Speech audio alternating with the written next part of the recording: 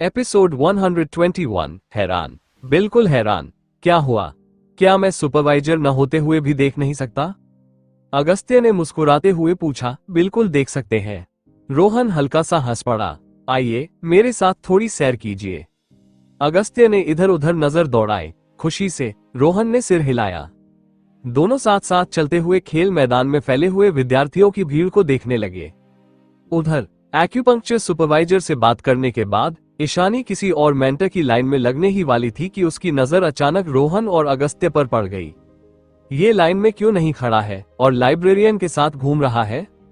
ईशानी के मन में जिज्ञासा भर गई, लेकिन उसने पास जाकर पूछने के बजाय दूर से ही हल्की सी बनावटी मुस्कान दी और सिर हिलाकर रोहन को अभिवादन किया। रोहन ने भी मुस्कान लौटाई, क्योंकि बाकी सभी छात्र अपने अपने अप्रेंटिसशिप के लिए लाइन में लगे हुए थे, इसलिए खेल मैदान में यूं बेफिक्र घूमता हुआ रोहन सबकी नजर में अलग ही दिख रहा था। इधर निखिल बाकी छात्रों के साथ सुपरवाइजर मनीषा रजावत की लाइन में खड़ा था।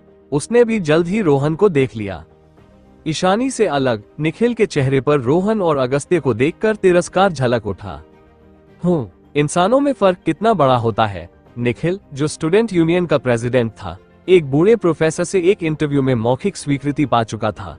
अब वह और सुपरवाइजर से पहचान और स्वीकृति लेने के लिए लाइन में खड़ा था, ताकि बाद में खुद अपनी मर्जी से कई मेंटर्स में से एक चुन सके। जब उसने रोहन को देखा तो उसके लिए वो बस एक बेकार सा घूमता हुआ इंसान लगा, जिसमें जरा भी तरक्की करने की चाह नहीं थी। घूमना फिरना ठीक था, लेकिन इतने प्रभावशाली सुपरवाइजर्स के होते हुए अगर उसने लाइब्रेरियन का साथ चुना तो इसका मतलब साफ था कि वो खुद को बर्बाद कर चुका है। ये सोचते ही निखिल कुटिल हंसी दबाए बिना नहीं रह सका। जरा अपने आप को देखो, तुम क्विज में हिस्सा लेना चाहते हो, क्या सपना देख रखा है? वो बड़बड़ाया और फिर मुड़कर चुपचाप लाइन में इंतजार करने लगा। उधर रोहन ने निखिल की ओर जरा भी ध्यान नहीं दिया। तुम एक चक्कर लगाने के बाद अगस्त्य ने रोहन की ओर देखते हुए भावुक होकर कहा, इस बार तुमने वाकई कमाल कर दिया है। इस नजरिए से देखूं तो तुम मुझसे भी बेहतर हो। मास्टर, आप मेरी तारीफ कर रहे हैं। मैंने तो बस एक सुझाव दिया था। इस भव्य आयोजन का सारा श्रेय तो स्कूल मैनेजमेंट को ही जाता है। रोहन को बिल्कुल भी श्रेय लेने की इच्छा नहीं थी। विनम्रता अच्छी बात है। अगस्त्य संतुष्ट होकर सिर हिलाते हुए बोले, अब मुझे जाना होगा। एक मरीज मेरा इंतजार कर रहा है। क्या सच में तुम नहीं देखना चाहोगे कि मैं कितना शानदार हूँ? रोहन, हाय। अगस्त्य चला गया, जैसे जिंदगी उसे बेहद नीरस लग रही हो। रोहन ने एक और चक्कर लगाया और देखा कि उसके तीनों रूममेट अब भी लाइन में खड़े मेहनत और संघर्ष कर रहे थे। उसने मन ही मन उनकी सफलता की कामना की। फिर वो वहां से चला गया। खेल मैदान का यह आयोजन उससे ज्यादा जुड़ा हुआ नहीं था। वो बस यही चाहता था कि हर शिक्षक को उसका सबसे उपयुक्त शिष्य मिले और हर छात्र अपने सपनों के सुपरवाइजर से सीख पाए। दोपहर 2 बजे रोहन ठीक समय पर अस्पताल पहुंचा। वो लिफ्ट से 7वीं मंजिल पर गया और ऑर्थोपेडिक्स विभाग में दाखिल हुआ। वहां का दृश्य देखकर रोहन उलझन में पड़ गया। मरीज ज्यादा नहीं थे, बल्कि वहां डॉक्टरों का बड़ा समूह खड़ा था और काम करने के बजाय सब गलियारे में खड़े लिफ्ट की ओर देख रहे थे, जैसे किसी का इंतजार कर रहे हों। क्या कोई ऐसा गंभीर मरीज आने वाला है जिसके स्वागत के लिए इतने सारे डॉक्टरों को इंतजार करना पड़ रहा है? बेहद उलझन में रोहन सामान्य तरीके से क्लिनिक की ओर बढ़ा। उसी समय ऑर्थोपेडिक्स विभाग की एक नर्स की आंखों में चमक आ गई। जब उसने रोहन को आते देखा, उसने तुरंत उसकी ओर इशारा करते हुए वहां इंतजार कर रहे डॉक्टरों से कहा, यही है डॉक्टर राजपूत जिनका आप इंतजार कर रहे थे। ये सुनते ही स्विश, सारे डॉक्टर एक साथ रोहन की ओर मुड़े। उन्होंने हर कोण से रोहन को ऊपर से नीचे तक गौर से देखा और देखते ही सब हैरान रह गए। हे भगवान, इतना जवान! ये डॉक्टर राजपूत है। वे यकीन ही नहीं कर पा रहे थे। नामुमकिन, इतना छोटा, लगता है ये अभी छात्र ही है। इतनी कम उम्र में ये मरीज देखता है, ये तो काबिले तारीफ है। लेकिन सच कहें तो स्माइलिंग डॉक्टर्स लिस्ट पर जगह बनाना बहुत मुश्किल है। वहां तक पहुंचना तो अनुभवी स्पेशलिस्ट के लिए भी कठिन है। आखिर सिर्फ एक दोपहर क्लिनिक में काम करके ये वहां कैसे पहुंच गया? डॉक्टर सदमे में आपस में चर्चा करने लगे। उनकी बातें सुनकर रोहन बेबसी से मुस्कुरा दिया। इतनी बड़ी भीड़ सिर्फ उसका इंतजार कर रही थी। उसने उन सब पर नजर डाली। ये डॉक्टर सब बहुत युवा थे, शायद हाल ही में अस्पताल में आए थे। बिल्कुल सही सोचा था रोहन ने, ये डॉक्टर यहाँ नए ही थे। वे यहाँ इसलिए इकट्ठा हुए थे क्योंकि उन्होंने सुना था कि रोहन सिर्फ हफ्ते में एक दिन, वो भी आधा दिन क्लिनिक में बैठता है और सिर्फ 2 हफ्तों में लगातार स्माइलिंग डॉक्टर्स लिस्ट पर आ गया है और उसकी रैंकिंग भी ऊपर जा रही है। उनकी जिज्ञासा ही उन्हें ऑर्थोपीडिक्स विभाग तक ले आई थी। वे बस ये देखना चाहते थे कि ये अद्भुत डॉक्टर आखिर है कौन। लेकिन जब उन्होंने रोहन को देखा तो वे पूरी तरह हक्का बक्का रह गए। उन्होंने कभी सोचा भी नहीं था कि उनके सामने एक इतना कम उम्र का लड़का होगा। इतना युवा डॉक्टर, 2 हफ्ते लगातार लिस्ट में, क्या ये किसी तरह का मजाक है? रोहन ने उनकी मंशा समझ ली, लेकिन उसे इसमें जरा भी खुशी महसूस नहीं हुई। बिना कुछ कहे वो उन डॉक्टरों को पार करते हुए सीधे अपने कंसल्टिंग रूम में चला गया।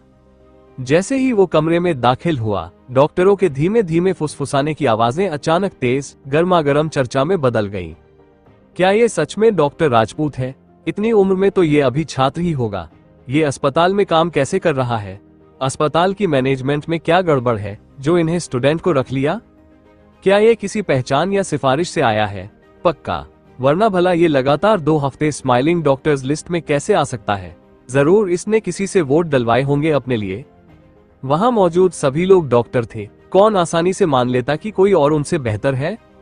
वे सोचकर आए थे कि डॉक्टर राजपूत कोई अनुभवी इंडियन मेडिसिन डॉक्टर होंगे, इसलिए उनके मन में श्रद्धालु जैसी प्रशंसा थी। पर जब सामने एक किशोर दिखा तो उनकी श्रद्धा तुरंत सवालों में बदल गई। क्या ये सच में डॉक्टर राजपूत है? एक युवा डॉक्टर सीधा नर्स के पास गया और पूछा, मैंने सुना है डॉक्टर राजपूत की मेडिकल स्किल्स बहुत बेहतरीन है। वो आदमी कितने साल का है? उसके पास कितना अनुभव है? आखिर वो इतना अच्छा कैसे हो सकता है? यकीन नहीं हो रहा। मुझे भी नहीं हो रहा। नर्स ने अपने सीने के सामने दोनों हाथ फैला दिए और लाचारी से बोली, लेकिन सच यही है, मुझे तो यकीन नहीं होता। एक युवा डॉक्टर ने होंठ सिकोड़ते हुए कहा, अगर कोई स्टूडेंट इतना काबिल हो सकता है तो हम ग्रेजुएट्स तो भगवान हो जाएं। बिल्कुल सही। इस दुनिया में भला कौन सा मरीज किसी इतने छोटे इंडियन मेडिसिन डॉक्टर पर भरोसा करेगा? हमें तो अक्सर मरीजों के सवालों का सामना करना पड़ता है, और ये तो हमसे भी छोटा है। आजकल तो मरीज आते ही स्पेशलिस्ट की मांग करते हैं, उन्हें युवा डॉक्टरों पर कोई भरोसा नहीं। फिर ये डॉक्टर राजपूत कैसे स्माइलिंग डॉक्टर्स लिस्ट में इतने वोट ले आया? मुझे नहीं लगता कोई भी मरीज खुशी खुशी इसके पास जाने वाला होगा, और वोट देने की तो बात ही छोड़ो। मैं पूरी तरह सहमत हूँ। जरा लिस्ट में बाकी लोगों को देखो, सब स्पेशलिस्ट हैं, सालों से अस्पताल में काम कर रहे हैं, धीरे धीरे मरीजों का विश्वास और लोकप्रियता अर्जित कर रहे हैं। ये डॉक्टर राजपूत तो बस पहले ही दिन लिस्ट में आ गया और दूसरे हफ्ते भी टिक गया। ये सब बहुत नकली लगता है। युवा डॉक्टर अब भी मानने को तैयार नहीं थे। एक एक करके सबने अपनी राय रखी और रोहन को अब भी सिर्फ एक स्टूडेंट मानते रहे, जो इतना छोटा है कि अस्पताल में डॉक्टर बनने के काबिल भी नहीं, स्माइलिंग डॉक्टर्स लिस्ट पर तो बिल्कुल नहीं। उनकी बातें सुनकर नर्स बहुत लाचार महसूस कर रही थी। उसे समझ नहीं आया कि उन्हें कैसे समझाए। वह चाहती थी कि निकुल को डॉक्टर विशाल गुप्ता के ऑफिस से बुलाकर गवाही दिलवाए, लेकिन फिर उसे याद आया कि निकुल और डॉक्टर गुप्ता दोनों अभी भी खेल मैदान में स्टूडेंट्स का इंटरव्यू ले रहे थे। कोई और चारा न देख उसने ये विचार छोड़ दिया। उसी बीच जब युवा डॉक्टर आपस में गर्मा गर्म बातें कर रहे थे, डिंग, एक साफ और खंगती हुई आवाज आई। अचानक लिफ्ट खुली। पट्टर पट्टर, लिफ्ट से लोगों का एक बड़ा झुंड बाहर निकला। वे सीधे रोहन के कंसल्टिंग रूम की ओर दौड़ने ही वाले थे कि आगे चल रहे आदमी ने अचानक रुककर सामने खड़े युवा डॉक्टरों के समूह की ओर देखा। डॉक्टर राजपूत कहाँ है? कौन डॉक्टर राजपूत? डॉक्टर राजपूत कौन है? वो लोग जानकारी पूछने लगे। उनकी आंखों में तेज चमक थी, चेहरे पर दबंग सा भाव। ये देखकर युवा डॉक्टर पूरी तरह उलझन में पड़ गए। क्या ये लोग यहाँ झगड़ा करने आए हैं? उन्होंने सिर हिलाया और चुप रहे। इतने सारे लोग हो, कुछ तो बोलो। काफी देर की चुप्पी के बाद उनमें से किसी ने अधीर होकर कहा। दूसरी तरफ घबराई हुई नर्स ने दांत भींचे और युवा डॉक्टरों को घूरते हुए हिम्मत जुटाई और बोली, ये अस्पताल है जहां डॉक्टर मरीजों का इलाज करते हैं, कृपया अपनी आवाज धीमी रखिए। ये सुनते ही वो समूह तुरंत शांत हो गया। वे सब नर्स की ओर देखने लगे। नर्स ने राहत की सांस ली, मतलब वे झगड़ा करने नहीं आए थे। उसने पूछा, आपको डॉक्टर राजपूत से क्यों मिलना है? हाँ, हम अपनी बीमारी के लिए डॉक्टर राजपूत से परामर्श करने आए हैं। उनमें से कुछ ने तुरंत जवाब दिया, बीमारी के लिए? इस बार जो युवा डॉक्टर अभी तक बोलने की हिम्मत नहीं कर पा रहे थे, वे वहीं के वहीं हक्के बक्के रह गए। हे भगवान, कब से मरीज झुंड बनाकर डॉक्टर से मिलने आते हैं? इतने सारे लोग सिर्फ डॉक्टर राजपूत से मिलने आए हैं। क्या वाकई वो इतना काबिल है? या फिर ये लोग उसने ही बुलाए हैं दिखावा करने के लिए, वरना ये उसके आते ही इतने लोग कैसे आ गए? आप लोग इलाज कराने आए हैं। नज ने राहत की सांस छोड़ी। उनकी पहले की आवाज सच में बहुत डराने वाली थी। उसने कहा, हमारे अस्पताल में मरीजों को ठीक होने के लिए शांत वातावरण चाहिए। आपकी ऊंची आवाजें उन्हें परेशान कर सकती हैं। हाँ, हम गांव से आए हैं। डॉक्टर राजपूत से मिलने की बेचैनी में जरा तेज बोल पड़े। हमें माफ कर दीजिए। आगे वाले आदमी ने झेपकर माफी मांगी। अगली बार इतनी आवाज मत कीजिए। नज ने सिर हिलाया। कोई दिक्कत नहीं, हम वादा करते हैं। आगे वाले आदमी ने तुरंत सिर हिलाकर कहा, असल में हमने सुना है कि डॉक्टर राजपूत ने बहुत से टैक्सी ड्राइवर्स की प्रोफेशनल बीमारियां ठीक की है, इसलिए हम यहाँ आए हैं। इनमें से डॉक्टर राजपूत कौन है? उसने इधर उधर देखा। जहां जहां उसने देखा, युवा डॉक्टर नजरें चुराने लगे।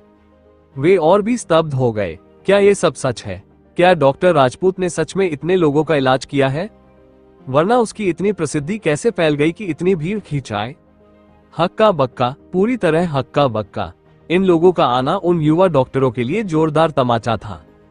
अभी कुछ ही देर पहले वे रोहन की काबिलियत पर सवाल उठा रहे थे। उसे डॉक्टर कहलाने के लायक भी नहीं समझ रहे थे। स्माइलिंग डॉक्टर्स लिस्ट में नाम आने की तो बात ही दूर। लेकिन अब उनके सामने का ये नजारा उनकी सारी धारणाओं को बेरहमी से तोड़ चुका था। क्या आप सब अपने केस बुक्स लेकर आए हैं? नज ने पूछा। हाँ, सभी लोगों ने अपने केस बुक्स निकालकर नस को थमा दिए। थोड़ी ही देर में नस के हाथों में केस बुक्स का एक ऊंचा ढेर बन गया। वहां कुछ कुर्सियां रखी हैं, आप लोग वहां बैठकर इंतजार करें। जब मैं आपका नाम पुकारूंगी तो मेरे पीछे पीछे कंसल्टिंग रूम तक आना। नज ने पहला केस बुक उठाया, नाम पढ़ा और फिर मुड़कर रोहन के कंसल्टिंग रूम की ओर चल दी। अस्पताल की नर्सें हमेशा केस बुक्स को एक के ऊपर एक रखती थीं। जो सबसे पहले जमा करता, उसका केस बुक सबसे ऊपर रहता। इसलिए सबसे पहले जिसका नाम पुकारा गया, वो आगे बढ़ा। बाकी लोग किनारे रखी कुर्सियों पर जाकर शांति से बैठ गए और इंतजार करने लगे।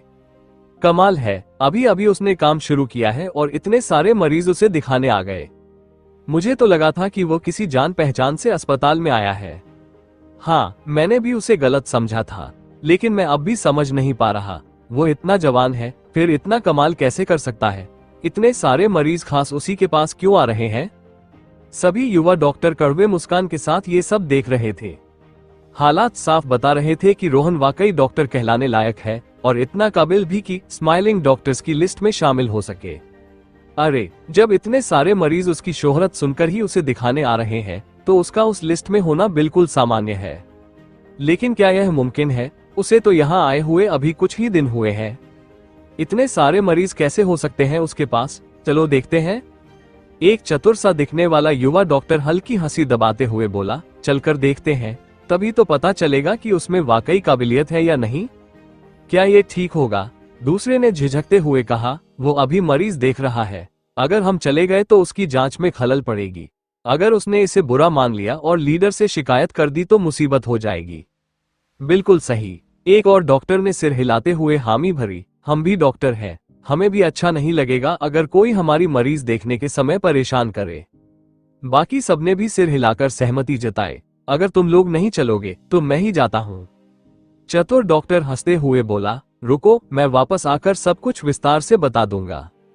ये कहकर वो तुरंत रोहन के कंसल्टिंग रूम की ओर दौड़ पड़ा। रुको, भागते हुए उसने नज और उस मरीज को भी रोक लिया जो रोहन के कमरे में जाने वाले थे। क्यों? नज ने हैरानी से उसकी तरफ देखा। मुझे उसे अंदर ले जाने दो। वो डॉक्टर मुस्कुराया और नज के हाथ से मरीज का केसबुक छीन लिया। नज एकदम हक्की बक्की रह गई। इससे पहले कि नज कुछ समझ पाती, वो चतुर डॉक्टर मरीज को साथ लेकर कमरे के अंदर चला गया। रोहन ने सिर उठाकर देखा और तुरंत पहचान लिया कि वो अस्पताल का ही एक डॉक्टर है। वो डॉक्टर रोहन की तरफ मुस्कुराते हुए बढ़ा। रोहन ने भी मुस्कुराकर मरीज को बैठने का इशारा किया, बिना कुछ कहे। कुछ देर बाद, 3 मिनट बाद, वो चतुर डॉक्टर और मरीज दोनों एक साथ बाहर आए। पहले रोहन पर शक करने वाला वो डॉक्टर अब हैरान खड़ा था, जबकि मरीज के चेहरे पर खुशी साफ झलक रही थी। जैसे ही दोनों बाहर आए, सभी युवा डॉक्टर तुरंत उनके चारों ओर इकट्ठा हो गए। कैसा रहा? कैसा रहा? क्या देखा तुमने? क्या छोटे डॉक्टर रोहन सचमुच इतने काबिल हैं? युवा डॉक्टर उत्सुकता से सवाल करने लगे। कमाल है। आखिरकार उस चतुर डॉक्टर ने लंबी सांस ली। हैरानी से बाहर आते हुए उसने सबके सामने अंगूठा ऊपर कर दिया। फिर उसने किनारे खड़े पहले मरीज की ओर इशारा किया, जो अभी भी भीड़ में घिरा था, और अविश्वास भरे स्वर में बोला, मैंने इसे अंदर ले गया। छोटे डॉक्टर रोहन ने बिना कुछ बोले सीधा इलाज शुरू किया। इस आदमी ने कहा कि उसे कमर में दर्द है। छोटे डॉक्टर रोहन ने जांच की और उसे स्टूल पर बैठा दिया। फिर पीछे से पकड़कर अचानक उठाया और बस कबा की आवाज आई और वो ठीक हो गया। इतनी जल्दी, इतना जबरदस्त। सभी युवा डॉक्टर दंग रह गए। बस एक ही हरकत, और कुछ नहीं? किसी ने अविश्वास से पूछा। और कुछ नहीं, बस इतनी ही तेजी, चतुर डॉक्टर ने जवाब दिया। हे भगवान, क्या वो सचमुच इतने कमाल के हैं? एक ने हैरानी से पूछा। हाँ, अगर मैंने अपनी आंखों से न देखा होता तो मैं भी यकीन न करता। ये छोटे डॉक्टर रोहन वाकई गजब है। शोहरत वाकई ताकत के दम पर ही मिलती है। चतुर डॉक्टर ने हल्की मुस्कान के साथ कहा। उधर मरीजों की भीड़ में खड़े लोग उस पहले मरीज से पूछने लगे, क्या तुम ठीक हो गए? क्या छोटे डॉक्टर रोहन वाकई इतने अच्छे हैं जितना सब कह रहे हैं? वो तो उससे भी बढ़कर है। पहला मरीज जोश और भावुकता से बोला, सुनो, छोटे डॉक्टर रोहन वाकई कमाल है। उन्होंने थोड़ी ही देर जांच की और बस एक ही हरकत में मेरी कमर का दर्द ठीक कर दिया। अब तक यकीन नहीं हो रहा। ये सुनकर डॉक्टर को दिखाने आए बाकी लोग बेहद उत्साहित हो उठे। बहुत बढ़िया, हमें तो शायद ही कभी कोई अच्छा डॉक्टर मिलता है। अब लगता है मेरी बीमारी भी आखिरकार ठीक हो जाएगी। हाँ, हम सब ड्राइवर हैं और सबको एक ही तरह की बीमारी है। ये प्रोफेशनल बीमारी न तो ठीक से जांची जाती है और न ही इसकी असली वजह पकड़ी जाती है। लेकिन अब ठीक है, छोटे डॉक्टर रोहन है तो हमें और कष्ट सहने की जरूरत नहीं। लगता है हम सही जगह आए हैं। तभी तो इतने लोग छोटे डॉक्टर रोहन की तारीफ करते हैं। भीड़ में पूछताछ और तारीफों की आवाजें लगातार गूंजने लगी। इसी समय अगला रोहन की आवाज कंसल्टिंग रूम से आए। नर्स ने तुरंत दूसरा केसबुक उठाया और अगला नाम पुकारा, रवि घोष। हाँ, मैं यहाँ हूँ। एक मोटा आदमी तुरंत आगे आया, नर्स से केसबुक लिया और सीधे कमरे के अंदर चला गया। कुछ ही देर में वो आदमी कंसल्टिंग रूम से बाहर निकल आया। जैसे ही वो आदमी कंसल्टिंग रूम से बाहर आया, उसके चेहरे से दर्द का भाव पूरी तरह गायब था। अब वो हैरान और बेहद खुश दिखाई दे रहा था। ठीक हो गया, मैं सच में ठीक हो गया। वो अपने हाथ घुमाते हुए खुशी से बोला, मानो उसे यकीन ही नहीं हो रहा हो। उसके साथियों की खुशी और आत्मविश्वास और बढ़ गया। अब वे सब अपनी बारी का बेसब्री से इंतजार करने लगे। अगला, फिर से नर्स की आवाज आई। इधर युवा डॉक्टरों का झुंड अब तक वहीं खड़ा था।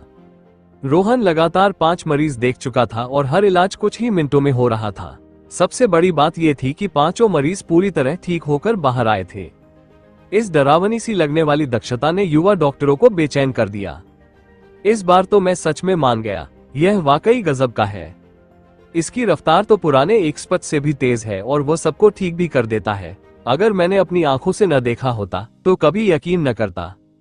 हाँ, मानना पड़ेगा, ये लड़का वाकई कमाल है। सभी युवा डॉक्टर अब उसकी तारीफ में सिर हिलाने लगे। रोहन पर पहले जो शक था, उसे याद करके वे सिर झुका मुस्कुराए बिना न रह सके। सच है, हमेशा कोई न कोई हमसे बेहतर होता है। क्या हम ही बहुत संकीर्ण सोच वाले थे? एक डॉक्टर ने कड़वी मुस्कान के साथ कहा। नहीं, अचानक एक ने दांत भींचते हुए कहा, मुझे खुद जाकर देखना होगा। ये कहकर वो सीधे रोहन के कंसल्टिंग रूम की ओर बढ़ गया। बाकी युवा डॉक्टरों ने एक दूसरे की ओर देखा और फिर सब उसके पीछे हो लिए। थोड़ी ही देर में छठे मरीज के साथ सभी युवा डॉक्टर रोहन के कमरे में दाखिल हो गए। आधा घंटा बीतने के बाद वे सब कंसल्टिंग रूम से बाहर आए और उनके चेहरे पर गहरा सदमा साफ झलक रहा था। उन्होंने अपनी आंखों से रोहन का इलाज करने का तरीका देखा था। उसकी हड्डी जोड़ने की सटीक तकनीक देखकर वे खुद को छोटा महसूस करने लगे। लेकिन उन्हें सबसे ज्यादा हैरान उसकी वो तजुर्बा कर रहा था, जो उसकी उम्र से बिल्कुल मेल नहीं खाता था। जिन मरीजों को वे कठिन और जटिल बीमारी वाला समझ रहे थे, रोहन ने उन्हें बिना एक्सरे के ही सिर्फ बातचीत और हड्डियों को टिटोलकर सही पहचान लिया। आखिर कितनी बार की प्रैक्टिस से कोई इंसान इस स्तर तक पहुंच सकता है? बेहद हैरान होकर सभी युवा डॉक्टर बिखर गए और अपने अपने विभाग में लौट गए। जल्द ही उनके मुंह जबानी प्रचार से पूरा अस्पताल रोहन के नाम से गूंज उठा। सुना है ऑर्थोपेडिक्स डिपार्टमेंट में कोई बहुत ही जबरदस्त डॉक्टर आया है। हाँ, मैंने भी सुना। शायद उसका नाम रोहन राजपूत है। सब कहते हैं कि वो जीनियस है। हमारे डिपार्टमेंट के डॉक्टरों ने खुद अपनी आंखों से देखा है। उनके हिसाब से रोहन सचमुच एक जीनियस है। वो तो मानो ऑर्थोपीडिक्स के लिए ही पैदा हुआ है। क्या वो सचमुच इतना कमाल का है? चाहे कंसल्टिंग रूम हो या हॉस्पिटल का कॉरिडोर, नर्स हो या डॉक्टर, हर जगह लोग रोहन के बारे में चर्चा कर रहे थे। पूरा दोपहर यह गर्मागर्म चर्चा चलती रही। शाम को जब अस्पताल का टाइम खत्म हुआ और सारे डॉक्टर नर्स बाहर निकले, तो वे स्माइलिंग डॉक्टर्स की लिस्ट देखकर दंग रह गए। जहां पहले हफ्ते रोहन का नाम 30वें स्थान पर था और दूसरे हफ्ते 20वें पर, वहीं आज वो सीधा 15वें स्थान पर पहुंच गया था। लाइक्स की गिनती चौंकाने वाली थी, 40 लाइक्स। ऐसा डरावना नतीजा देखकर सभी हैरान रह गए। सिर्फ एक दोपहर में, सिर्फ आधे दिन में 15वें नंबर पर पहुंच गया। अगर उसे पूरे हफ्ते मरीज देखने दिए जाएं तो क्या वो पहले नंबर पर नहीं आ जाएगा? मैं दोपहर से ही उसकी तारीफें सुन रहा हूं। अब लगता है कि सब सच है। एक डॉक्टर इलेक्ट्रॉनिक स्क्रीन देखते हुए भावुक होकर बोला। लोग उसे तो लगभग एक दंतकथा जैसा मान रहे हैं। सचमुच उसमें ताकत है। सुना है वो अभी भी स्टूडेंट है और हफ्ते में सिर्फ एक दिन काम करता है। क्या ये सच है? हाँ, बिल्कुल सच है। मैंने पहली बार ऐसा अजीब इंसान देखा है। यहाँ काम शुरू किए उसे सिर्फ 3 दिन हुए हैं और वो पहले ही स्माइलिंग डॉक्टर्स की लिस्ट में इतनी ऊंची जगह बना चुका है। डॉक्टर भावुकता के साथ इस अनोखी घटना पर चर्चा कर रहे थे। अचानक एक महिला डॉक्टर ने इलेक्ट्रॉनिक स्क्रीन की ओर इशारा करते हुए चौंक कर कहा, देखो, उसने आर्यन कपूर को पीछे छोड़ दिया। क्या सच में? जैसे ही उसने याद दिलाया, सबने देखा कि आर्यन का नाम रोहन के नीचे आ चुका था। अब वो 16वें स्थान पर था और उसके पास 39 वोट थे। आर्यन वो छात्र था जिसे डायरेक्टर ने खुद चुनकर लाया था। उसे तो अब तक पूरे अस्पताल के युवा डॉक्टरों में नो 1 माना जाता था, लेकिन अब रोहन ने उसे पीछे छोड़ दिया था। ये देखकर सबका चौंकना स्वाभाविक था। यहां तक कि आर्यन भी उससे पीछे रह गया। क्या इसका मतलब ये है कि रोहन अब हमारे अस्पताल के युवा डॉक्टरों में नो 1 है? किसी ने भावुक होकर कहा। कई लोगों ने मन ही मन यही सोचा, लेकिन वे सब हैरानी और आहें भरने में इतने व्यस्त थे कि यह भूल गए कि उनके बीच ही कोई खड़ा था। पुरुष डॉक्टरों के बीच खड़ा एक लंबा, मजबूत, तेज नक्श वाला और बेहद हैंडसम युवा दांत बींचे खड़ा था। यह व्यक्ति था अस्पताल के असली नो 1 युवा डॉक्टर आर्यन कपूर। आसपास की बातें सुनकर आर्यन ने ठंडी सांस ली और बस एक ही वाक्य कहा, सी यू नेक्स्ट वीक। ये कहकर वो सीधे मुड़कर चला गया। पीछे रह गए लोग बस हैरान और उम्मीदों से भरे खड़े रह गए। इधर जब लोग उसकी चर्चा कर रहे थे, रोहन पहले ही अस्पताल से निकल चुका था। जब डॉक्टर और नर्स स्माइलिंग डॉक्टर्स की लिस्ट को देखकर बातें कर रहे थे, तब तक वो अपने हॉस्टल के कमरे में पहुंच चुका था। लेकिन जैसे ही वो कमरे में दाखिल हुआ, रोहन को माहौल कुछ अजीब सा लगा। विनोद, जतिन और एकांश सबके चेहरे उतरे हुए थे। वो अपने अपने डेस्क पर उदासी से बैठे खाली खाली निगाहों से देख रहे थे। क्या हुआ? कमरे में आते ही रोहन ने उलझन से पूछा। सबसे छोटे विनोद ने रोहन की ओर देखा और अचानक जमीन पर गिर पड़ा। फिर जल्दी से आगे बढ़कर रोहन की टांगों को पकड़ लिया और रोते हुए बोला, प्लीज मुझे उठा लो।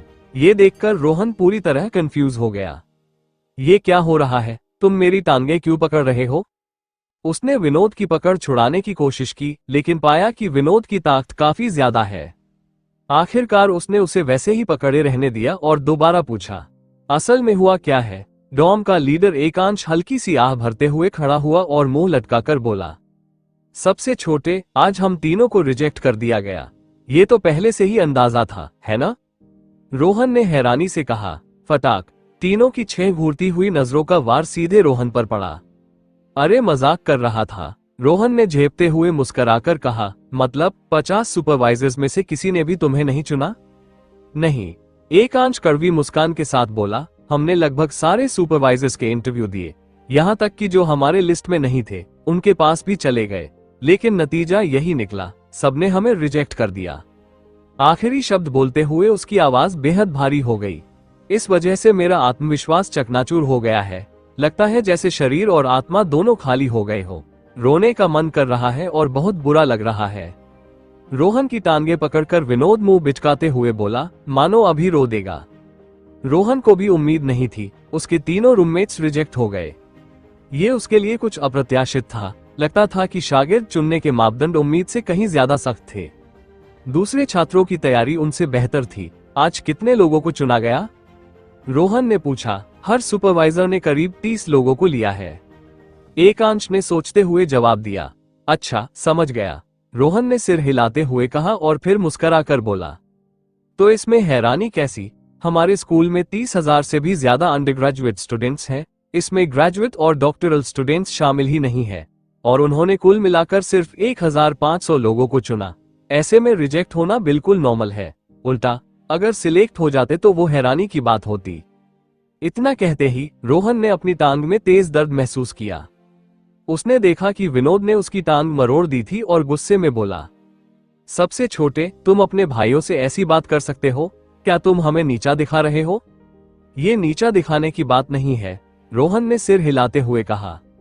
इतने सारे लोग शागिर्द बनने पहुंचे थे। चुने जाने के लिए तुम्हारे अंदर दूसरों से ज्यादा काबिलियत होना जरूरी है। ये मत भूलो कि हम सब अभी अभी आए हुए फ्रेशमैन हैं। हमें यूनिवर्सिटी में आए हुए कुछ ही दिन हुए हैं। सोचो तो सही, सोफोमोर्स, जूनियर्स, सीनियर्स और यहाँ तक कि 5वें साल के स्टूडेंट्स तक, कौन सा ऐसा है जो तुमसे कमजोर हो? जब सुपरवाइजर्स अप्रेंटिसेस चुनते हैं तो वो निश्चित रूप से उन्हीं को चुनेंगे जिनकी नींव पक्की हो, और हम लोग अभी तो उन हरी बीजों की तरह हैं जो अंकुरित भी नहीं हुए। ऐसे में हमें कौन सी सिंचाई मिल सकती है? ये सुनकर तीनों ठगे से रह गए। सुनने में तो काफी तर्कसंगत लग रहा है। सच कहूं तो ये सुनकर थोड़ी तसल्ली मिली। बिल्कुल सही है, मेरे जानने वाले किसी भी फ्रेशमैन को नहीं चुना गया। एकांश ने सोचते हुए कहा। अब समझ आया। विनोद की आंखें चमक उठी। उसने रोहन की ओर प्रशंसा भरी नजरों से देखते हुए कहा, यही वजह है कि तुम अप्रेंटिस के लिए गए ही नहीं। हमसे कहीं ज्यादा तुम में सेल्फ नॉलेज है। मुझे अचानक अंदर से हल्का लगने लगा। रोहन, वो पूरी तरह से निरुत्तर हो गया। उसके पास कहने के लिए कुछ नहीं था। तुम लोग क्या बोल रहे हो? सबसे छोटे, अब हमें तुम पर ही भरोसा है, जतिन ने ईमानदारी से रोहन की ओर देखते हुए कहा। तुम्ही ने अप्रेंटिस प्लान का शानदार आइडिया निकाला था। प्लीज हमारे लिए कुछ सुपरवाइजर्स ढूंढ दो। ये सुनते ही विनोद और एकांश भी तुरंत रोहन की ओर देखने लगे। हम तो अप्रेंटिस में असफल होने का गम मना रहे थे, लेकिन हम ये भूल गए कि अप्रेंटिस प्लान तो सबसे छोटे ने ही दिया था। सबसे छोटे, तुम बाहर से भले ही सीधे सादे दिखते हो, लेकिन अंदर से काफी तेज हो। विनोद ने रोहन की टांगों को और कसकर पकड़ते हुए चिल्लाकर कहा। अब तो तुम डॉक्टर बन गए हो, तुम्हारे कनेक्शंस जरूर मजबूत होंगे। यहाँ तक कि निखिल तक का भी सुपरवाइजर है, और वो तो हमारे रूम 501 का सबसे बड़ा दुश्मन है। हम उससे कैसे पीछे रह सकते हैं? चाहे हमारे फ्यूचर के लिए हो या रूम 501 की इज्जत के लिए, तुम्हें हमारे लिए आगे बढ़ना ही होगा और हॉस्पिटल से सुपरवाइजर्स ढूंढने ही होंगे। जतिन और एकांश की आंखों में उम्मीद की चमक थी। मुझे याद है, इंटरव्यू से पहले किसने कहा था कि मुझे प्रिस्क्रिप्शन भरने का काम दिलवाएगा? रोहन ने मुस्कुराकर पूछा। मैंने नहीं कहा था। जतिन ने तुरंत सिर हिलाया। मैंने भी नहीं कहा था। एकांश ने भी तुरंत मुंह बंद कर लिया। क्या मैंने कहा था? विनोद ने इधर उधर देखा, फिर फीकी हंसी हंसते हुए बोला, नहीं, मुझे याद नहीं। सबसे छोटे, प्लीज हमारी मदद करो, हम सिर्फ तुम पर ही भरोसा कर सकते हैं। जतिन ने गिड़गिड़ाकर कहा, लेकिन मैं कहां से तुम्हारे लिए सुपरवाइजर्स ढूंढूं? रोहन ने कड़वी मुस्कान दी। वो डॉक्टर तो बन गया था, लेकिन विशाल को छोड़कर उसका किसी और डॉक्टर से कोई परिचय ही नहीं था। यूनिवर्सिटी के पुराने टीचर्स की बात तो छोड़ ही दो।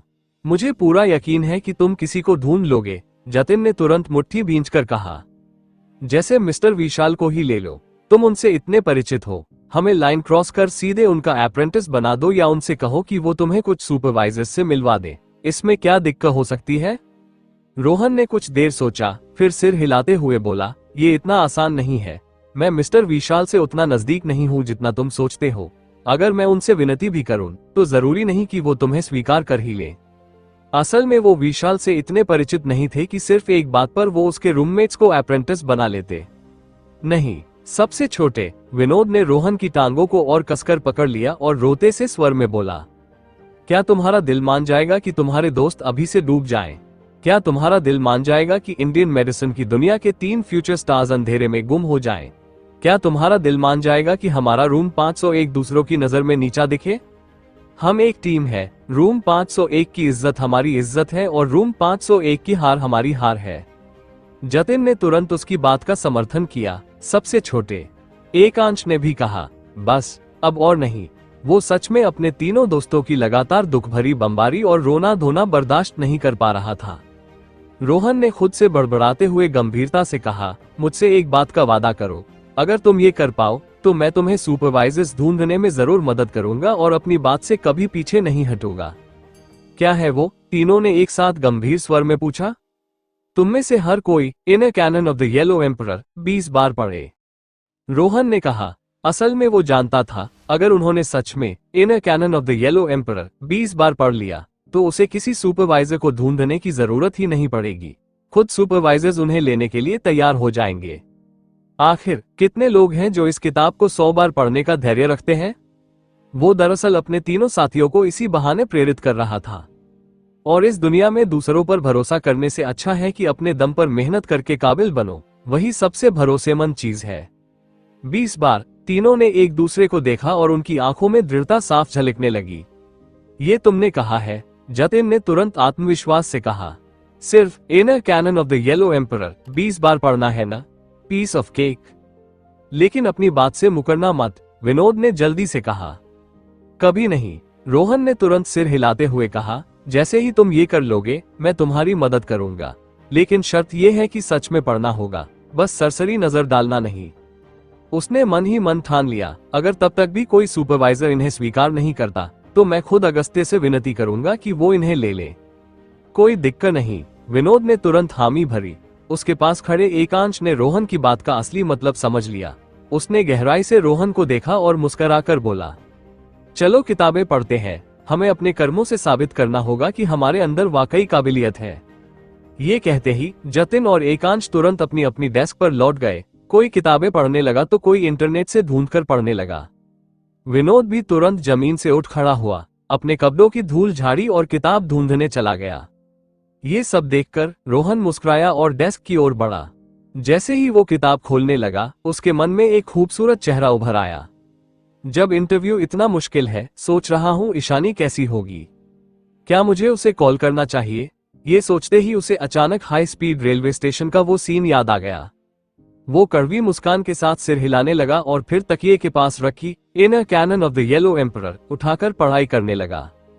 लेकिन इसी बीच कैंपस बीबीएस पर इंटरव्यू का आंकड़ा पोस्ट होते ही माहौल गर्म हो गया और हर तरफ चीख पुकार मच गई। कोई है जिसे अप्रेंटिस बनने में सफलता मिली, ये तो बहुत मुश्किल है, भयानक है। मैंने 50 सुपरवाइजर्स के इंटरव्यू दिए लेकिन किसी ने नहीं चुना। ऊपर वाले भाई वाह, मैंने तो पूरा दिन लाइन में खड़े रहकर मुश्किल से 10 सुपरवाइजर्स के इंटरव्यू दिए, तुमने 50 कर लिए। मैंने अप्रेंटिस के लिए पूरी रात तैयारी की थी, नतीजा रिजेक्शन। बहुत दुख हुआ। हाँ यार, सच में बहुत मुश्किल है। इन सुपरवाइजर्स का सिलेक्शन का क्राइटेरिया क्या है? मुझसे तो 2-4 सवाल पूछे और फिर चलता कर दिया। अब तो ऐसा लग रहा है जैसे मैंने कॉलेज एंट्रेंस एग्जाम ही फेल कर दिया हो। दिल बहुत दुखी है। कोई खूबसूरत लड़की है जो मेरा टूटा हुआ दिल संभाल सके। पढ़ाई में बदकिस्मत हूं तो कम से कम मोहब्बत में तो किस्मत खुल जाए। मैं तो अब और सह नहीं सकता। चलो कोई साथ चले और धुत होकर दुख भुलाएं।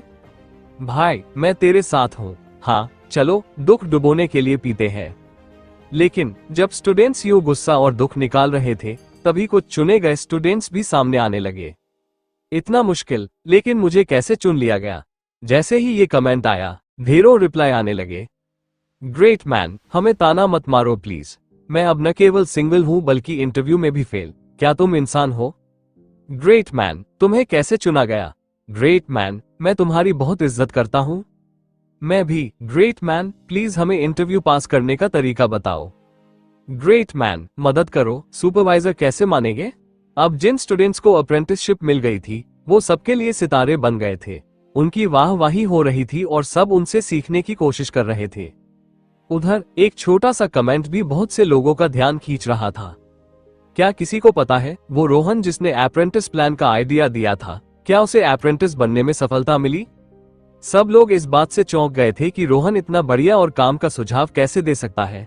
इसी वजह से सबको ये जानने की भी बहुत जिज्ञासा थी कि क्या रोहन जिसने ये सुझाव दिया उसे किसी गुरु ने चुना भी है या नहीं। अगर उसे किसी ने नहीं चुना होता तो ये तो बहुत शर्मिंदगी की बात होती। तुरंत ही लोगों की ढेरों प्रतिक्रियाएं आने लगी। उसे तो जरूर चुना जाना चाहिए था, है ना? मुझे नहीं पता। लेकिन अगर जिसने सुझाव दिया वही खुद चुना न गया तो क्या ये शर्म की बात नहीं होगी? कौन सी शर्म? सुझाव का शिष्य से क्या लेना देना? शिष्य तो ताकत देखकर चुना जाता है। जैसे मैं हूँ, इतना काबिल हूँ, लेकिन किसी ने नहीं चुना। ऊपर वाले, चुप रहो। रोहन तो अभी फ्रेशमैन है। इस इंटरव्यू में कितने फ्रेशमैन को चुना गया है? कैंपस क्वीन ईशानी, वो तो फ्रेशमैन है और उसे चुना गया लगता है, लेकिन रोहन कहीं नजर नहीं आया। रोहन मेरा क्लासमेट है, मैंने उसे प्लेग्राउंड में देखा था, लेकिन वो इंटरव्यू की लाइन में खड़ा नहीं हुआ। क्या वो लाइन में ही नहीं लगा? मतलब उसने इंटरव्यू दिया ही नहीं? फिर तो वो शिष्य कैसे बन सकता है? नहीं बना होगा। मैंने भी रोहन को नहीं देखा। हर कोई अपनी अपनी बात कह रहा था। जिन लोगों ने रोहन को देखा था उन्होंने कहा कि वो लाइन में खड़ा नहीं हुआ, और जिन्होंने उसे देखा ही नहीं उन्होंने बस यही कहा कि उन्हें वो कहीं नहीं दिखा। नतीजा ये हुआ कि सबकी जिज्ञासा और बढ़ गई, तो आखिर रोहन शिष्य बना भी या नहीं? दूसरी ओर निखिल भी ये पोस्ट देख रहा था। स्टूडेंट यूनियन का प्रेसिडेंट होने के नाते उसे सफलतापूर्वक एक गुरु ने चुन लिया था। छात्रों के शिकायत भरे कमेंट्स पढ़कर उसके मन में घमंड भर गया। इतने सारे छात्रों में से अलग खड़ा होना ही ये साबित करता है कि मैं कितना बेहतरीन हूँ। खासकर जब उसने रोहन से जुड़े कमेंट्स देखे, निखिल के मन में और भी खुशी आ गई। रोहन, तुम बस इतने ही हो। चाहे तुम्हें किस्मत ने सहारा देकर यूनिवर्सिटी के लिए अच्छा सुझाव दिलवा भी दिया हो, लेकिन उसका क्या फायदा? आखिरकार तुमने तो दूसरों की मदद के लिए अपनी कुर्बानी ही दी।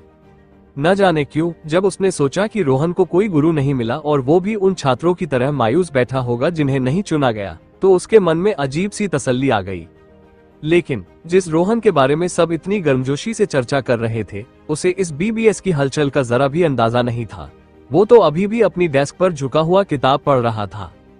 उस रात रूम 501 में माहौल बेहद शांत था। कोई बात नहीं कर रहा था। चारों अपने अपने किताबों में डूबे हुए थे। या मैं एक कॉल ही कर लूं? In a canon of the yellow emperor पढ़ते पढ़ते रोहन को महसूस हुआ कि उसका मन कहीं टिक ही नहीं रहा, क्योंकि हर थोड़ी देर में ईशानी की छवि उसके दिमाग में उभर आती थी। पता नहीं ईशानी को गुरु मिला या नहीं, वो अंदर ही अंदर थोड़ा बेचैन हो उठा। वैसे भी अभी किताब से कुछ समझ नहीं आ रहा। काफी देर सोचने के बाद रोहन ने आखिरकार मोबाइल उठाया और ईशानी का नंबर मिलाया। डू कॉल वेटिंग की आवाज सुनाई दी। कुछ देर बाद, हेलो। ईशानी ने फोन उठाया। इशू, मैं रोहन बोल रहा हूँ। रोहन ने कहा, हूँ, पता है। ईशानी की आवाज बहुत हल्की थी, मानो उसके मूड में कोई उतार चढ़ाव ही न हो। रोहन ने हल्की सी मुस्कान दी, थोड़ी कड़वाहट के साथ, लेकिन उसने परवाह नहीं की और पूछा, कैसी हो? पैरों में अब ठीक लग रहा है? काफी बेहतर है, तुम्हारी फिक्र के लिए धन्यवाद। ईशानी ने जवाब दिया। उसकी आवाज अब भी अजीब सी लगी। अच्छा है। रोहन ने हल्के से सिर हिलाया और फिर पूछा, आज का इंटरव्यू कैसा रहा? बुरा नहीं, ईशानी ने कहा। गुरु मिला? रोहन ने पूछा। ये पूछते समय न जाने क्यों वो अंदर से कुछ खुश सा महसूस कर रहा था, लेकिन फोन के उस पार ईशानी का लहजा अब भी सपाट था, बिना किसी भाव के। असल में वो बिस्तर पर लेटी हुई अपने होंठ हल्के से काट रही थी। उसकी भौहें तन गई थी और उस मासूम खूबसूरत चेहरे पर कोई अनजाना सा भाव झलक रहा था। हाँ, गुरु मिल गया। आखिरकार ईशानी ने होंठ छोड़े और कहा, मैंने उस टीचर को चुना है जो एक्यूपंक्चर में विशेषज्ञ है, वही जिन्होंने प्लेग्राउंड में बेहोश हुए छात्र का इलाज किया था। उनका नाम अनिल है। अच्छा, वही? रोहन ने समझते हुए सिर हिलाया और कहा, मैंने सुना है वो काफी कमाल के हैं, जैसे मनीषा रजावत जो एक्यूपंक्चर में माहिर है, उन्होंने भी कई पुरस्कार जीते हैं। अनिल भी बहुत मिलनसार है और क्लास भी बड़े ध्यान से पढ़ाते हैं। हूँ, ईशानी ने सिर हिलाया। तो फिर तुमने मिस मनीषा रजावत को क्यों नहीं चुना? रोहन ने उत्सुकता से पूछा। क्या लड़कियों को महिला गुरु के पास नहीं जाना चाहिए? लड़कियों को महिला गुरु के पास ही क्यों जाना चाहिए? ईशानी अचानक थोड़ा गुस्से में बोली, हर लड़की का स्वभाव अलग होता है, तुम तो मेरे स्वभाव को भी नहीं जानते, फिर ये कैसे सोच लिया कि मुझे मनीषा रजावत को ही चुनना चाहिए था? क्या मैं दूसरे टीचर्स की शिष्या नहीं बन सकती? रोहन अवाक रह गया। ये तो अप्रेंटिसशिप की नहीं, किसी और ही बात की झलक लग रही है। माफ करना, मैंने ज्यादा पूछ लिया, रोहन ने कहा। ये सुनकर ईशानी ने फिर होंठ काटे। वो कुछ कहना चाहती थी, मगर जैसे ही उसने बोलना शुरू किया, उसने विषय बदल दिया और पूछा, और तुम्हें कौन सा गुरु मिला? मुझे कोई नहीं मिला, रोहन ने सिर हिलाया। क्यों? ईशानी ने हैरानी से पूछा। क्योंकि उसकी नजर में अगर रोहन चाहता तो उसे जरूर चुना जाता। आखिरकार यूनिवर्सिटी में दाखिले के साथ ही उसने हड्डियां जोड़ने का हुनर दिखा दिया था और उसे अस्पताल में डॉक्टर के तौर पर भी विशेष तौर पर चुना गया था। इतनी असाधारण क्षमता वाले को भला कौन ठुकरा सकता है? मैं पहले नींव मजबूत करना चाहता हूँ, फिर अगले साल आऊंगा। रोहन ने झूठ बोल दिया। अच्छा विचार है, ईशानी ने जवाब दिया। ये कोई बड़ा विचार नहीं, बस उम्मीद है कि तब तक तुम मुझसे बहुत आगे नहीं निकल जाओगी। रोहन ने कहा, नहीं निकलोगी। ईशानी के इतना कहने के बाद अचानक दोनों चुप हो गए, जैसे दोनों के पास कहने को बहुत कुछ हो लेकिन फिर भी कुछ भी न कह पा रहे हो।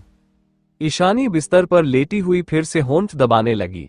आमतौर पर जब उसके पास कहने को कुछ नहीं होता तो वो खुद ही अलविदा कहकर फोन काट देती थी, लेकिन इस बार ऐसा नहीं किया। वो फोन कान से लगाए रही, जैसे काटने का मन ही ना हो। वो जैसे किसी बात का इंतजार कर रही थी। रोहन भी चुप था। उसे भी नहीं समझ आ रहा था कि अब क्या बोले। जो जानना था वो तो उसे पहले ही पता चल चुका था।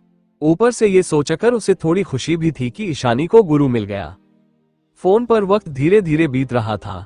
दोनों खामोश थे, लेकिन कोई भी फोन रखने को तैयार नहीं था। काफी देर बाद रोहन ने गहरी सांस लेकर कहा, तुम्हें गुरु मिलने की बहुत बहुत बधाई, और कुछ नहीं। थैंक यू, ईशानी ने धीमी आवाज में कहा। उसके दिल में हल्की सी निराशा भी थी। कुछ ही देर में दोनों ने एक साथ फोन कान से हटाया, स्क्रीन पर एक दूसरे का नाम देखा और फिर एक ही समय पर कॉल काट दी। किसी वजह से फोन रखने के बाद दोनों कुछ देर तक खोए रहे। दोनों को लगा जैसे अचानक उनके बीच कोई दीवार खड़ी हो गई हो।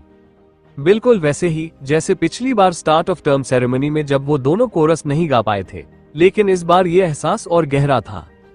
ये उन्हें थोड़ा असहज कर रहा था, और हाँ, दोनों ये भी जानते थे ये दूरी उसी रात से पैदा हुई थी। वो रात जब रोहन स्कूल वापस नहीं आया था बल्कि होटल में अस्मिता के साथ रुका था। लेकिन इस बारे में रोहन कुछ भी समझा नहीं सकता था। न तो कोई वजह थी, न ही कोई बहाना। ऊपर से ऐसी बातों की सफाई देना और भी छिपाने जैसा होता। जब कोई और रास्ता नहीं है तो रहने दो। फोन नीचे रखते हुए रोहन ने गहरी सांस ली और छत की तरफ ताकते हुए खो गया। अचानक डी अभी अभी रखा हुआ फोन फिर से बज उठा। रोहन ने उठाया तो देखा कॉल अस्मिता की थी। हेलो। लाइन जुड़ी। रोहन, यूनिवर्सिटी से मिली तारीफ के लिए कॉन्ग्रेचुलेशंस, और सुनो, अब तुम इतने मशहूर हो गए हो कि मेरी यूनिवर्सिटी तक में लोग तुम्हें जानते हैं। मेरे सारे क्लासमेट्स तुम्हारे बारे में बातें कर रहे हैं। अस्मिता की आवाज अब भी उतनी ही जीवंत थी। ये सुनकर रोहन थोड़ी हैरान हुआ। वो उलझा सा रह गया, कुछ बोलते क्यों नहीं। अस्मिता मुस्कुराती हुई बोली, अभी अभी पता चला कि अप्रेंटिस प्लान का जो सुझाव सबने सराहा वो दरअसल मेरे पुराने क्लासमेट ने दिया था। अब तो मुझे तुम्हें अलग नजर से देखना पड़ेगा। रोहन ने समझते हुए हल्की मुस्कान दी और कहा, यह तो बस एक अधूरा सा सुझाव था। तुम हमेशा इतने विनम्र क्यों रहते हो? अस्मिता बोली, कभी कभी तो तुम्हारी ये विनम्रता मुझे दिखावा लगती है। रोहन हल्का सा मुस्कुराया, अच्छा, अगर कहने को और कुछ नहीं है तो मैं किताबें पढ़ने जा रही हूँ। अस्मिता ने सीधी बात कही। औक। इस समय रोहन के पास सच में कहने को कुछ नहीं था। उसने बस एक शब्द में जवाब दिया, गुड बाय। अस्मिता ने थोड़े रूखे अंदाज में कहा और फोन काट दिया। रोहन ने स्क्रीन देखी और कड़वी मुस्कान दी। उसने फोन डेस्क पर रखा, पास रखी, in canon of the yellow emperor उठाई और पागलों की तरह पढ़ने लगा। इसके बाद पूरे एक हफ्ते तक रोहन लगातार किताबें पढ़ता रहा और उसकी रफ्तार बहुत तेज थी। ये पढ़ना नहीं बल्कि पन्ने पलटना जैसा था, और जैसे जैसे पन्ने पलटता उसकी स्पीड और बढ़ती जाती। In a canon of the yellow emperor 100 बार पढ़ने के बाद उसने बाकी 19 किताबों में से 6 किताबें 20-20 बार पढ़ ली। उसके लिए यह हफ्ता बेहद सीख भरा रहा। हर बार पढ़ते समय उसे कुछ नया हासिल होता। पढ़ते पढ़ते रोहन को धीरे धीरे समझ आने लगा कि अगस्त्य ने उसे बार बार पढ़ने को क्यों कहा था। क्योंकि जब तक इंसान एक एक किताब को पूरी तरह नहीं समझ लेता तब तक उनमें छुपे ज्ञान को आपस में जोड़ नहीं पाता। एक हफ्ते बाद वे 50 गुरु जिन्होंने अप्रेंटिस प्लान में हिस्सा लिया था, उन्होंने आधिकारिक रूप से अपने शिष्यों को ट्रेनिंग देना शुरू कर दिया। जैसे विशाल रोज अपने शिष्य को अस्पताल ले जाते, उन्हें सिखाते और कभी कभी उन्हें प्रैक्टिकल करने का मौका भी देते।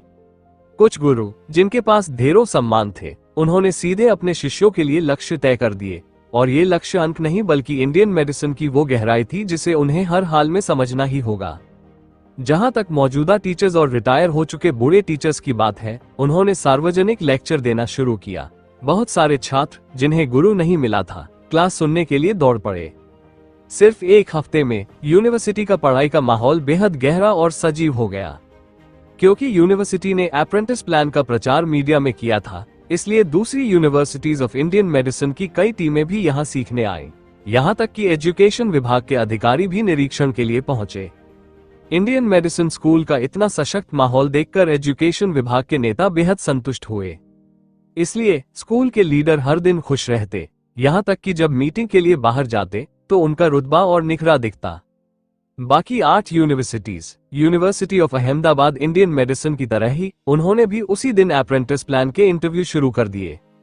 रविवार को अहमदाबाद मेडिकल यूनिवर्सिटी, क्योंकि ये university of Ahmedabad Indian medicine के ही इलाके में थी, इसलिए यहाँ के छात्रों ने पहले ही सुन लिया था कि उस यूनिवर्सिटी ने अप्रेंटिस प्लान शुरू कर दिया है। छात्रों में उत्सुकता बहुत थी, खासकर जब वो university of Ahmedabad Indian medicine के छात्रों से मिलते तो और भी जलन होती। इसलिए जब अहमदाबाद मेडिकल यूनिवर्सिटी में ये योजना लागू हुई तो सारे छात्र जैसे पागल हो गए, बिल्कुल university of Ahmedabad Indian medicine की तरह। इंटरव्यू प्लेग्राउंड में हुए, 40 से ज्यादा मशहूर पुराने टीचर्स इसमें शामिल हुए। सभी छात्र कतारों में खड़े होकर इंटरव्यू का इंतजार कर रहे थे। माहौल बेहद जोशीला था। इसी बीच स्टूडेंट्स आपस में बातें कर रहे थे। मैंने इस दिन का बहुत इंतजार किया है, बहुत समय से ये सपना देख रहा था और अब जाकर मेरा सपना पूरा हो गया। इंटरव्यू के लिए लाइन में खड़े एक स्टूडेंट ने उत्साह में गुनगुनाते हुए कहा, हाँ, आज का दिन सच में आ ही गया, लेकिन इस सपने को पूरा करना इतना आसान तो नहीं होगा, है ना? मैंने सुना है कि university of Ahmedabad Indian medicine में चुने जाने के चांस बहुत ही कम है। 30,000 लोगों में से सिर्फ 1,500 चुने गए और उनमें भी 50 सुपरवाइजर्स हैं। इसी वजह से चांस थोड़ा ज्यादा लगते हैं। हमारे स्कूल में चांस इतने कम तो नहीं होंगे, है ना? जरूरी नहीं। वैसे भी शिष्य बनना कभी आसान नहीं रहा, लेकिन अप्रेंटिस प्लान का ट्रेनिंग मोड वाकई हमारी मेहनत के काबिल है। सच में मैं खुश हूँ कि मैंने स्कूल में सिर्फ 3 साल पढ़ाई की है। अगर इस बार मैं शिष्य बन गया तो मुझे 2 साल और अपने मास्टर से सीखने का मौका मिलेगा।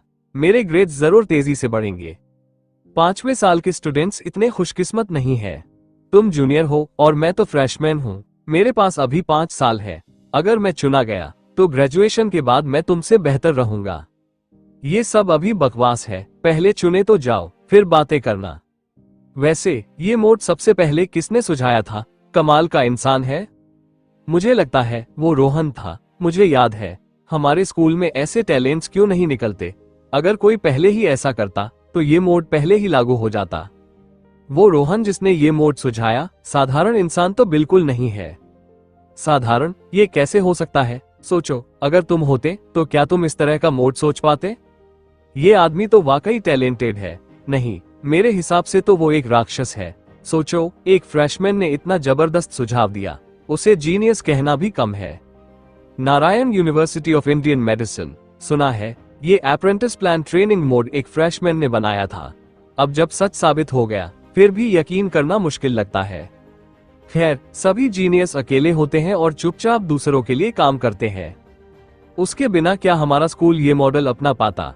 ये लड़का इतना जबरदस्त है कि स्कूल मैनेजमेंट भी उसकी सुनती है। माना पड़ेगा, वो सच में कमाल का है। अफसोस, अगर मैं जैनिंग में होता तो जरूर उससे मिलने जाता। उसके प्रस्ताव ने सभी TCM कॉलेज के स्टूडेंट्स की मदद की है। अगर मैं उसकी यूनिवर्सिटी का हेड होता तो उसे आउटस्टैंडिंग सर्विस के लिए इनाम देता। छोड़ो भी, सुना है उसकी यूनिवर्सिटी ने सिर्फ उसका नाम लिया और पब्लिक में तारीफ की, लेकिन कुछ और नहीं दिया। भला और क्या देगा स्कूल? महान इंसान को किसी ताज की जरूरत नहीं होती। फिनिक्स मेडिकल यूनिवर्सिटी प्लेग्राउंड में। धन्यवाद रोहन, जो इतनी दूर रहकर हमें इतना शानदार सीखने का मौका दे रहा है। अगर हिम्मत है तो जाओ उसे ढूंढो। क्यों, क्या तुम उसे थैंक नहीं करना चाहती? तुम्हें देखकर तो लग रहा है जैसे किसी से इश्क हो गया हो। शायद रोहन बहुत हैंडसम है, उतना ही जितना हमारे कॉलेज का सबसे स्मार्ट लड़का। तो फिर क्या, वो हैंडसम भी है और टैलेंटेड भी। मैं तो उसे डेट पर बुलाऊंगी। रौनक यूनिवर्सिटी ऑफ इंडियन मेडिसिन। अरे, रोहन ने ये आइडिया कैसे सोचा होगा? कौन जाने, लेकिन जिसने इतना बड़ा आइडिया सोचा उसमें जरूर मैनेजमेंट की गजब की समझ होगी। लेकिन सुना है कि वो तो स्कूल ऑफ इंडियन मेडिसिन का स्टूडेंट है। अफसोस, उसकी टैलेंट वहां बर्बाद हो रही है। हाँ, आम लोग कभी इतना शानदार आइडिया सोच ही नहीं सकते। ये लड़का वाकई कमाल का है। Vandita university of Indian medicine. पता है, हमारे कॉलेज के लीडर्स ने apprentice plan training mode university of Ahmedabad Indian medicine से सीखा है। हाँ, मैंने भी सुना। लगता है ये प्रस्ताव university of Ahmedabad Indian medicine के एक फ्रेशमैन ने दिया था। इतना जबरदस्त, ये तो बिल्कुल TCM कॉलेजों में क्रांति जैसी चीज है। अब बहुत से कॉलेज इसे कॉपी कर रहे हैं और अपना रहे हैं। हाय, काश मैंने भी ऐसा कुछ सोचा होता, तो ग्रेजुएशन के बाद इतनी टेंशन नहीं रहती। वो जीनियस है, और तुम क्या हो? अगर तुम ऐसा सोच पाते, तो सुअर पेड़ पर चढ़ जाते। क्या तुम यकीन करोगे? ये थे दूसरे स्तर के कॉलेज जो इस ट्रेनिंग मोड को अपना रहे थे। पूरे देश के TCM कॉलेजों के स्टूडेंट्स के पास उस हफ्ते बस एक ही टॉपिक था, और उस टॉपिक का हीरो था रोहन। लेकिन जब पूरे देश के TCM कॉलेजों के स्टूडेंट्स इसके बारे में बातें कर रहे थे, उसी वक्त रोहन हॉस्टल से निकलकर अस्पताल की ओर जा रहा था। आज रविवार था। आज का दिन फिर से क्लिनिक में बिताने का समय था। दोपहर 1:55 पर university of Ahmedabad Indian medicine के फर्स्ट एफिलिएटेड हॉस्पिटल की लॉबी में खड़ा एक डॉक्टर वहां तंगी स्माइलिंग डॉक्टरों की लिस्ट को देख रहा था। वो लंबा और बिल्कुल परफेक्ट शेप में था। पीछे से देखने पर ही लड़कियों का दिल जीत ले। वो था आर्यन, फर्स्ट एफिलिएटेड हॉस्पिटल के यंग डॉक्टर्स में सबसे बेहतरीन। वो लिस्ट को घूर रहा था, फिर उसने धीरे से सांस छोड़ी। उसका नाम उस लिस्ट में था। उसे 40 वोट मिले थे और उसकी रैंक थी 13वीं। रोहन उससे आगे था और अब तो उसने उसे पीछे छोड़ दिया था। फिर भी वो जरा भी लापरवाह नहीं हुआ। वो तो हफ्ते में सिर्फ एक दिन ही काम करता है। क्या आज यहाँ होगा? आर्यन ने घड़ी पर नजर डाली, फिर बुजुर्गों जैसी धीमी आवाज में बुदबुदाया और अस्पताल के गेट की तरफ सिर घुमाते हुए कहा, उम्मीद नहीं थी कि यही लड़का university of Ahmedabad Indian medicine का अप्रेंटिस प्लान ट्रेनिंग मोड बना देगा। इस हिसाब से देखा जाए तो इसमें दूरदृष्टि है, लेकिन फिर भी हमारे बीच बहुत बड़ा फर्क है। फिर आत्मविश्वास भरी मुस्कान के साथ आर्यन ने सिर उठाया और अपने ऑफिस की ओर चल पड़ा, काम शुरू करने के लिए तैयार। जैसे ही आर्यन वहां से निकला, उसी वक्त रोहन अस्पताल के गेट से अंदर आया। वो सीधे सीढ़ियां चढ़कर 7वें फ्लोर के ऑर्थोपेडिक्स डिपार्टमेंट में पहुंचा। फिर कंसल्टिंग रूम में जाकर उसने सफेद कोट पहना और मरीजों को देखना शुरू किया। कुछ ही मिनटों में कंसल्टिंग रूम के बाहर का इलाका मरीजों से भर गया। ये सब ड्राइवर थे जिन्होंने रोहन का नाम सुन रखा था। कोई टैक्सी ड्राइवर था, कोई वैन चलाता था। हर किसी को अपने काम से जुड़ी बीमारियां थीं। शायद रोहन की शोहरत बहुत तेजी से फैल गई थी। ड्राइवर्स ग्रुप बनाकर आए और उन्होंने तुरंत ऑर्थोपेडिक्स डिपार्टमेंट की वेटिंग एरिया की सारी सीटें भर दी। जो लोग बाद में आए, उन्हें सीट भी नहीं मिली। कुछ खड़े रहे, और जो खड़े भी नहीं रह सकते थे, वो दीवार से टिककर नीचे बैठ गए। देखते ही देखते पूरा कॉरिडोर लोगों से भर गया। हालांकि रास्ता पूरी तरह ब्लॉक नहीं हुआ था, लेकिन नर्सों का ध्यान जरूर खींच लिया। हेड नर्स ने तुरंत आदेश दिया। 7वें फ्लोर की सारी नर्सें एक्टिव हो गईं और भीड़ को हटाने की कोशिश करने लगी। क्या तकलीफ है आपको? एक जवान नर्स दौड़कर एक कोने में बैठे लड़के के पास गई और बोली, दूसरे कंसल्टिंग रूम में डॉक्टर बैठे हैं, आप वहां जाकर दिखा सकते हैं। नहीं, उस लड़के ने तुरंत सिर हिलाया और बोला, मैं खास तौर पर छोटे डॉक्टर रोहन से मिलने आया हूँ। मैंने अपनी केसबुक दे दी है और मैं यहीं इंतजार करूंगा, आप किसी और को कहिए। जवान नर्स ने मजबूरी में मुस्कुराकर दूसरों से पूछना शुरू किया, लेकिन आखिर में बहुत देर मेहनत करने के बावजूद कोई भी वहां से जाने को तैयार नहीं हुआ। सब चाहते थे कि रोहन ही उनका इलाज करे। पूरा ऑर्थोपेडिक्स डिपार्टमेंट खाली खाली सा लग रहा था। बाकी कंसल्टिंग रूम्स में बमुश्किल मरीज थे। सिर्फ विशाल के पहले कंसल्टिंग रूम के दरवाजे पर खड़ी एक नर्स के हाथ में मेडिकल रिकॉर्ड्स का छोटा सा बंडल था।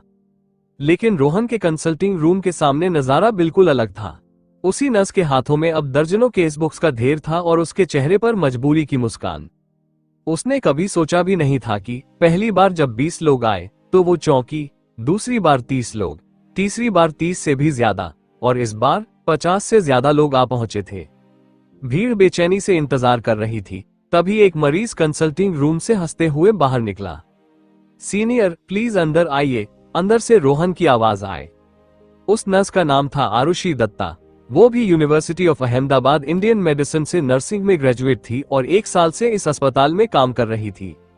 इसीलिए रोहन हमेशा उसे सीनियर कहकर बुलाता था। रोहन की आवाज सुनते ही आरुषि तुरंत मुड़ी, कंसल्टिंग रूम में दाखिल हुई और दरवाजा बंद कर दिया। सीनियर, बाहर कितने लोग हैं? रोहन ने पूछा। 49। आरुषि ने मजबूरी से हंसते हुए कहा, एक मरीज अभी अभी गया है और मेरे हाथ में अब भी 49 केस बुक्स हैं। ओह, मतलब कुल मिलाकर 50। रोहन ने हल्के से सिर हिलाया और कहा, ये स्टूल बाहर रख दो, थक जाओ तो थोड़ा आराम कर लेना और केस बुक्स भी इस पर रख देना। आरुषि ने सिर हिलाया और स्टूल लेकर बाहर चली गई। 3 घंटे, 50 लोग। रोहन ने समय गिनते हुए बुदबुदाया, ठीक है, मुझे स्पीड बढ़ानी होगी। उसने तुरंत अगले मरीज को अंदर बुलाया और फिर पूरी रफ्तार से इलाज शुरू किया। वो मरीजों को इंतजार नहीं कराना चाहता था, लेकिन जानता था कि 3 घंटे में 50 लोगों का इलाज करना बहुत बड़ा चैलेंज है। फिर भी उसने पूरी मेहनत की। आखिरकार 3 घंटे की कड़ी मेहनत के बाद वो सभी 50 मरीजों को देख पाया। शाम 5:30 बजे उसका काम खत्म हुआ। इसी बीच दूसरे डिपार्टमेंट में आर्यन ने भी आखिरी मरीज देख लिया। उसने सफेद कोट उतारा और कंसल्टिंग रूम में मौजूद नए इंटर्न से पूछा, रोहन के कितने वोट हुए? 50। इंटर्न ने मजबूरी की मुस्कान के साथ कहा, जैसे ही आपने बोला था, मैं स्माइलिंग डॉक्टर की लिस्ट और रोहन की पोजीशन पर नजर रख रहा था। जैसे ही वो कंसल्टिंग रूम में बैठा, उसके वोट लगातार ऊपर जाते रहे। इतना जबरदस्त है वो, आर्यन ने हैरानी से भौहें उठाई। वो अब तक अपने ही वोट्स देख रहा था और उसके पास भी ठीक 50 वोट थे। यानी इस वक्त वो रोहन के बराबर था और अब काम खत्म होने में सिर्फ 3 मिनट बाकी थे। रोहन ने कितने मरीज देखे? आर्यन ने पूछा। उसे लगता था कि रोहन को इतने वोट्स बहुत जल्दी मिल गए।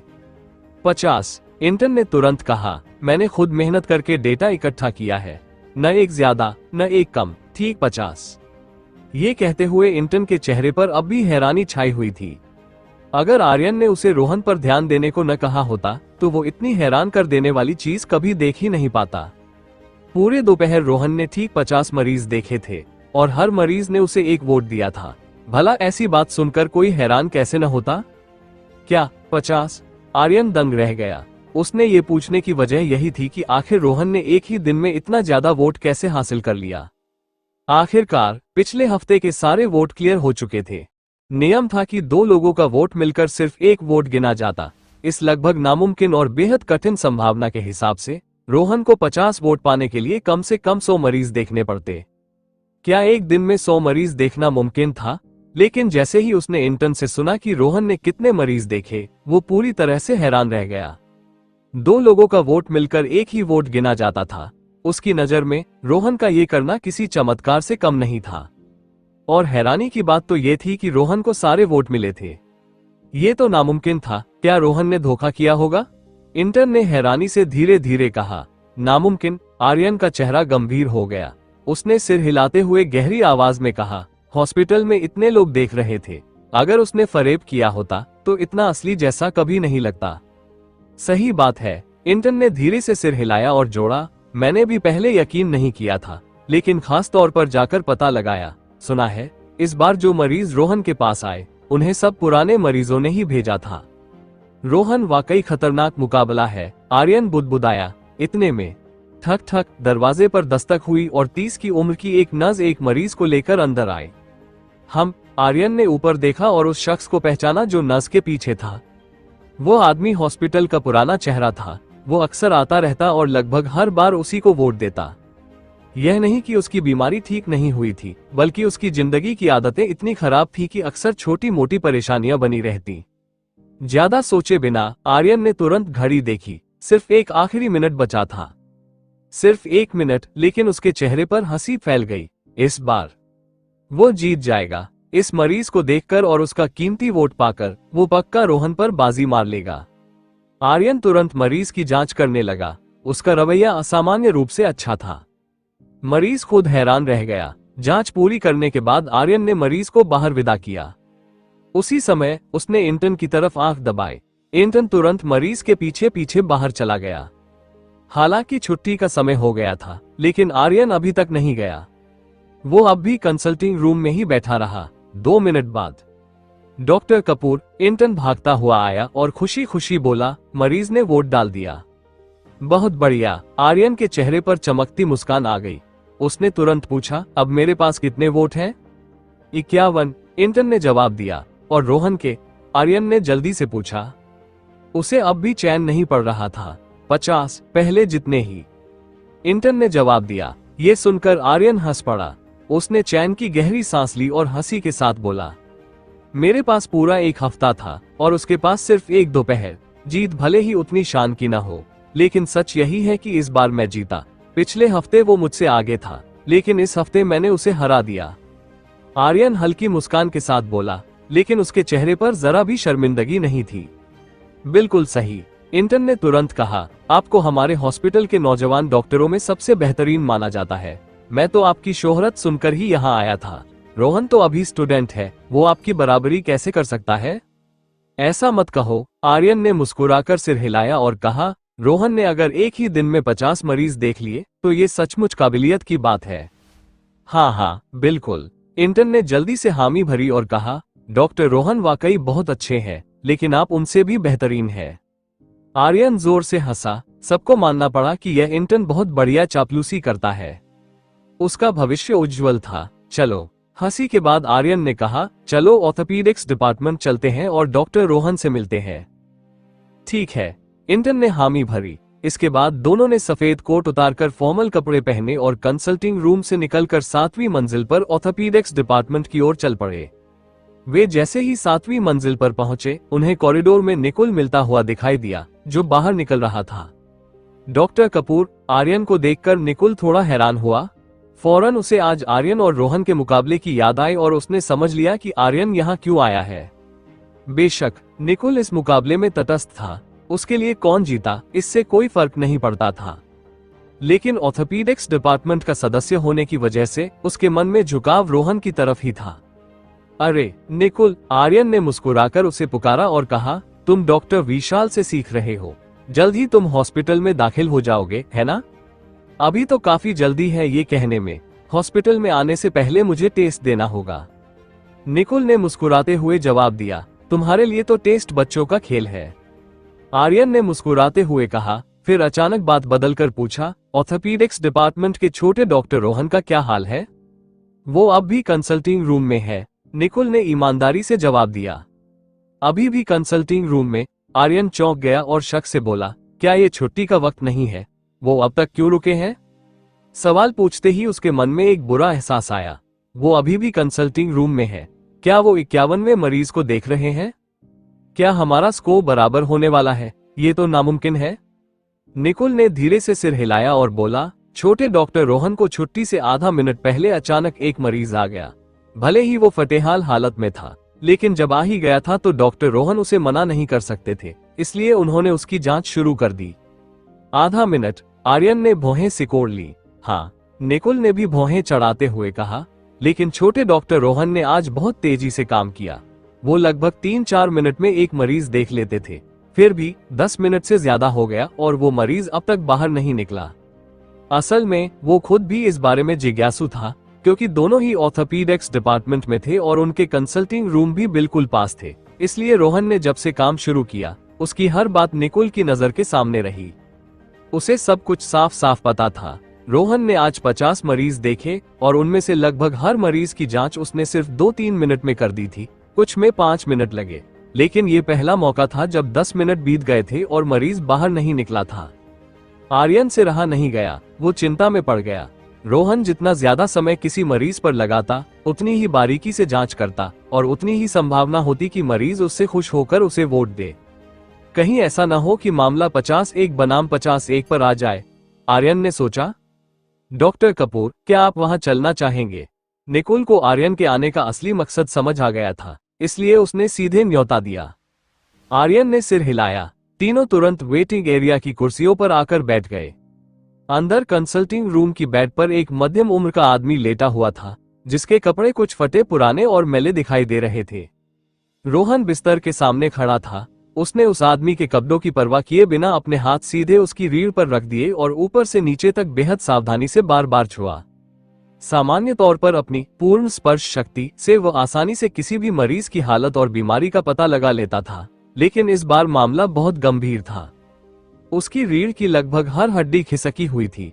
आम हालात में तो इतनी चोट के बाद मरीज को ऊपरी हिस्से का पक्षाघात हो जाना चाहिए था, लेकिन यह मरीज किसी तरह अपने शरीर को संभालकर खुद चलकर हॉस्पिटल तक आ गया था।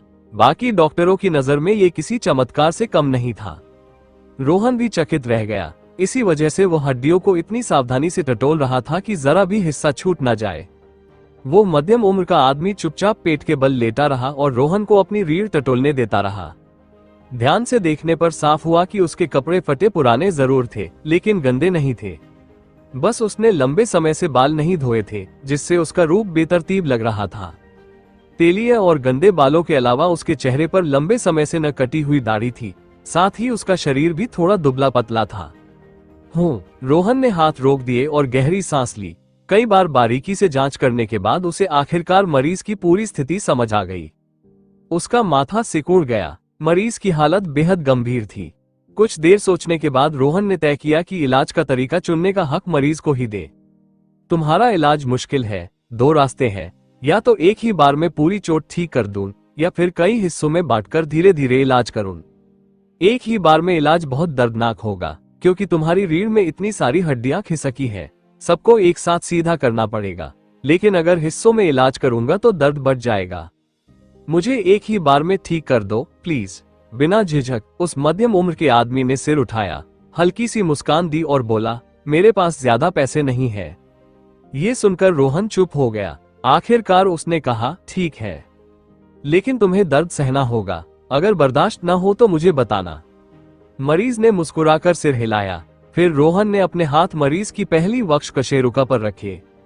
काफी देर तक उसने कोई हरकत नहीं की। सिर्फ वक्ष कशेरुका को सीधा करना अपने आप में दर्दनाक नहीं था, लेकिन इससे पसलियों पर दबाव पड़ता और पसलियां हिलने पर बहुत तेज दर्द होता था। आम इंसान तो ये दर्द बर्दाश्त ही नहीं कर पाते। रोहन को डर था कि यह मरीज झेल पाएगा या नहीं। अच्छा, तुम अपनी कहानी सुनाओ ताकि तुम्हें दर्द का एहसास कम हो। आखिरकार रोहन ने सांस छोड़ते हुए कहा, मेरी कहानी अच्छी नहीं है।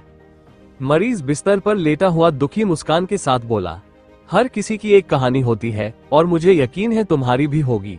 मुझे बताओ, मैं सुनना चाहता हूँ, रोहन ने कहा।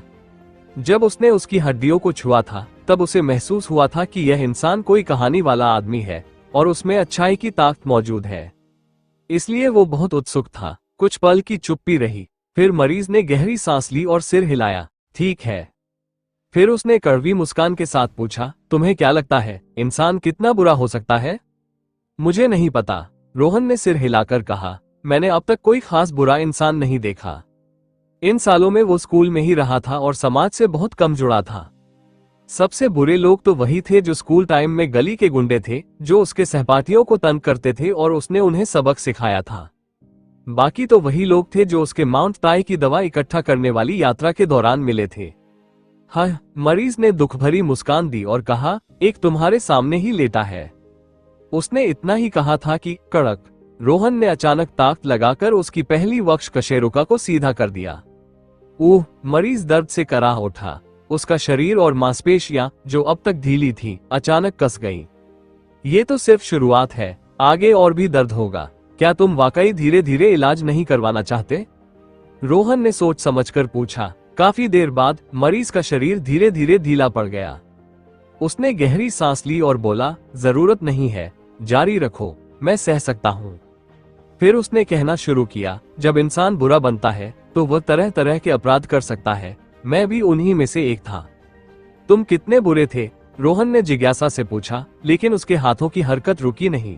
वो अब भी बहुत सावधानी से हड्डियों को टटोल रहा था, सही जगह ढूंढ रहा था ताकि उन्हें सेट कर सके। मैं गांव में पैदा हुआ था। अपनी यादों में डूबते हुए उस मध्यम उम्र के आदमी की आंखें धीरे धीरे धुंधली हो गईं। मैंने गांव में बहुत बुरे काम किए थे। हमारे गांव में हर परिवार खेती करता था और मवेशी पालता था।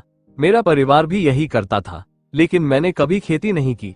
जब भूख लगती तो घर में खाना ढूंढता, अगर नहीं मिलता तो चोरी करता। जहां अच्छा खाना मिलता वहीं चला जाता। शुरू में तो बस खाने के लिए चोरी करता था, लेकिन कुछ बार के बाद मेरा हौसला बढ़ गया, यहाँ तक कि दूसरों के घरों में घुसकर लूटपाट भी करने लगा। हमारे गांव के पूर्वी हिस्से में ओल्ड रजावत रहते थे। उनकी टांगें बहुत कमजोर थीं। उनकी पत्नी जल्दी ही गुजर गई थी और वे अकेले रहते थे। त्योहारों पर उनके 2 बेटे उनके लिए अच्छा खाना पीना लाते थे। मैंने सोचा कि वो इतना सब खा पी नहीं पाएंगे। तो एक बार जब वो घर पर नहीं थे, मैं उनके घर में घुसा और सारा अच्छा मांस, शराब और टॉनिक खा पी गया।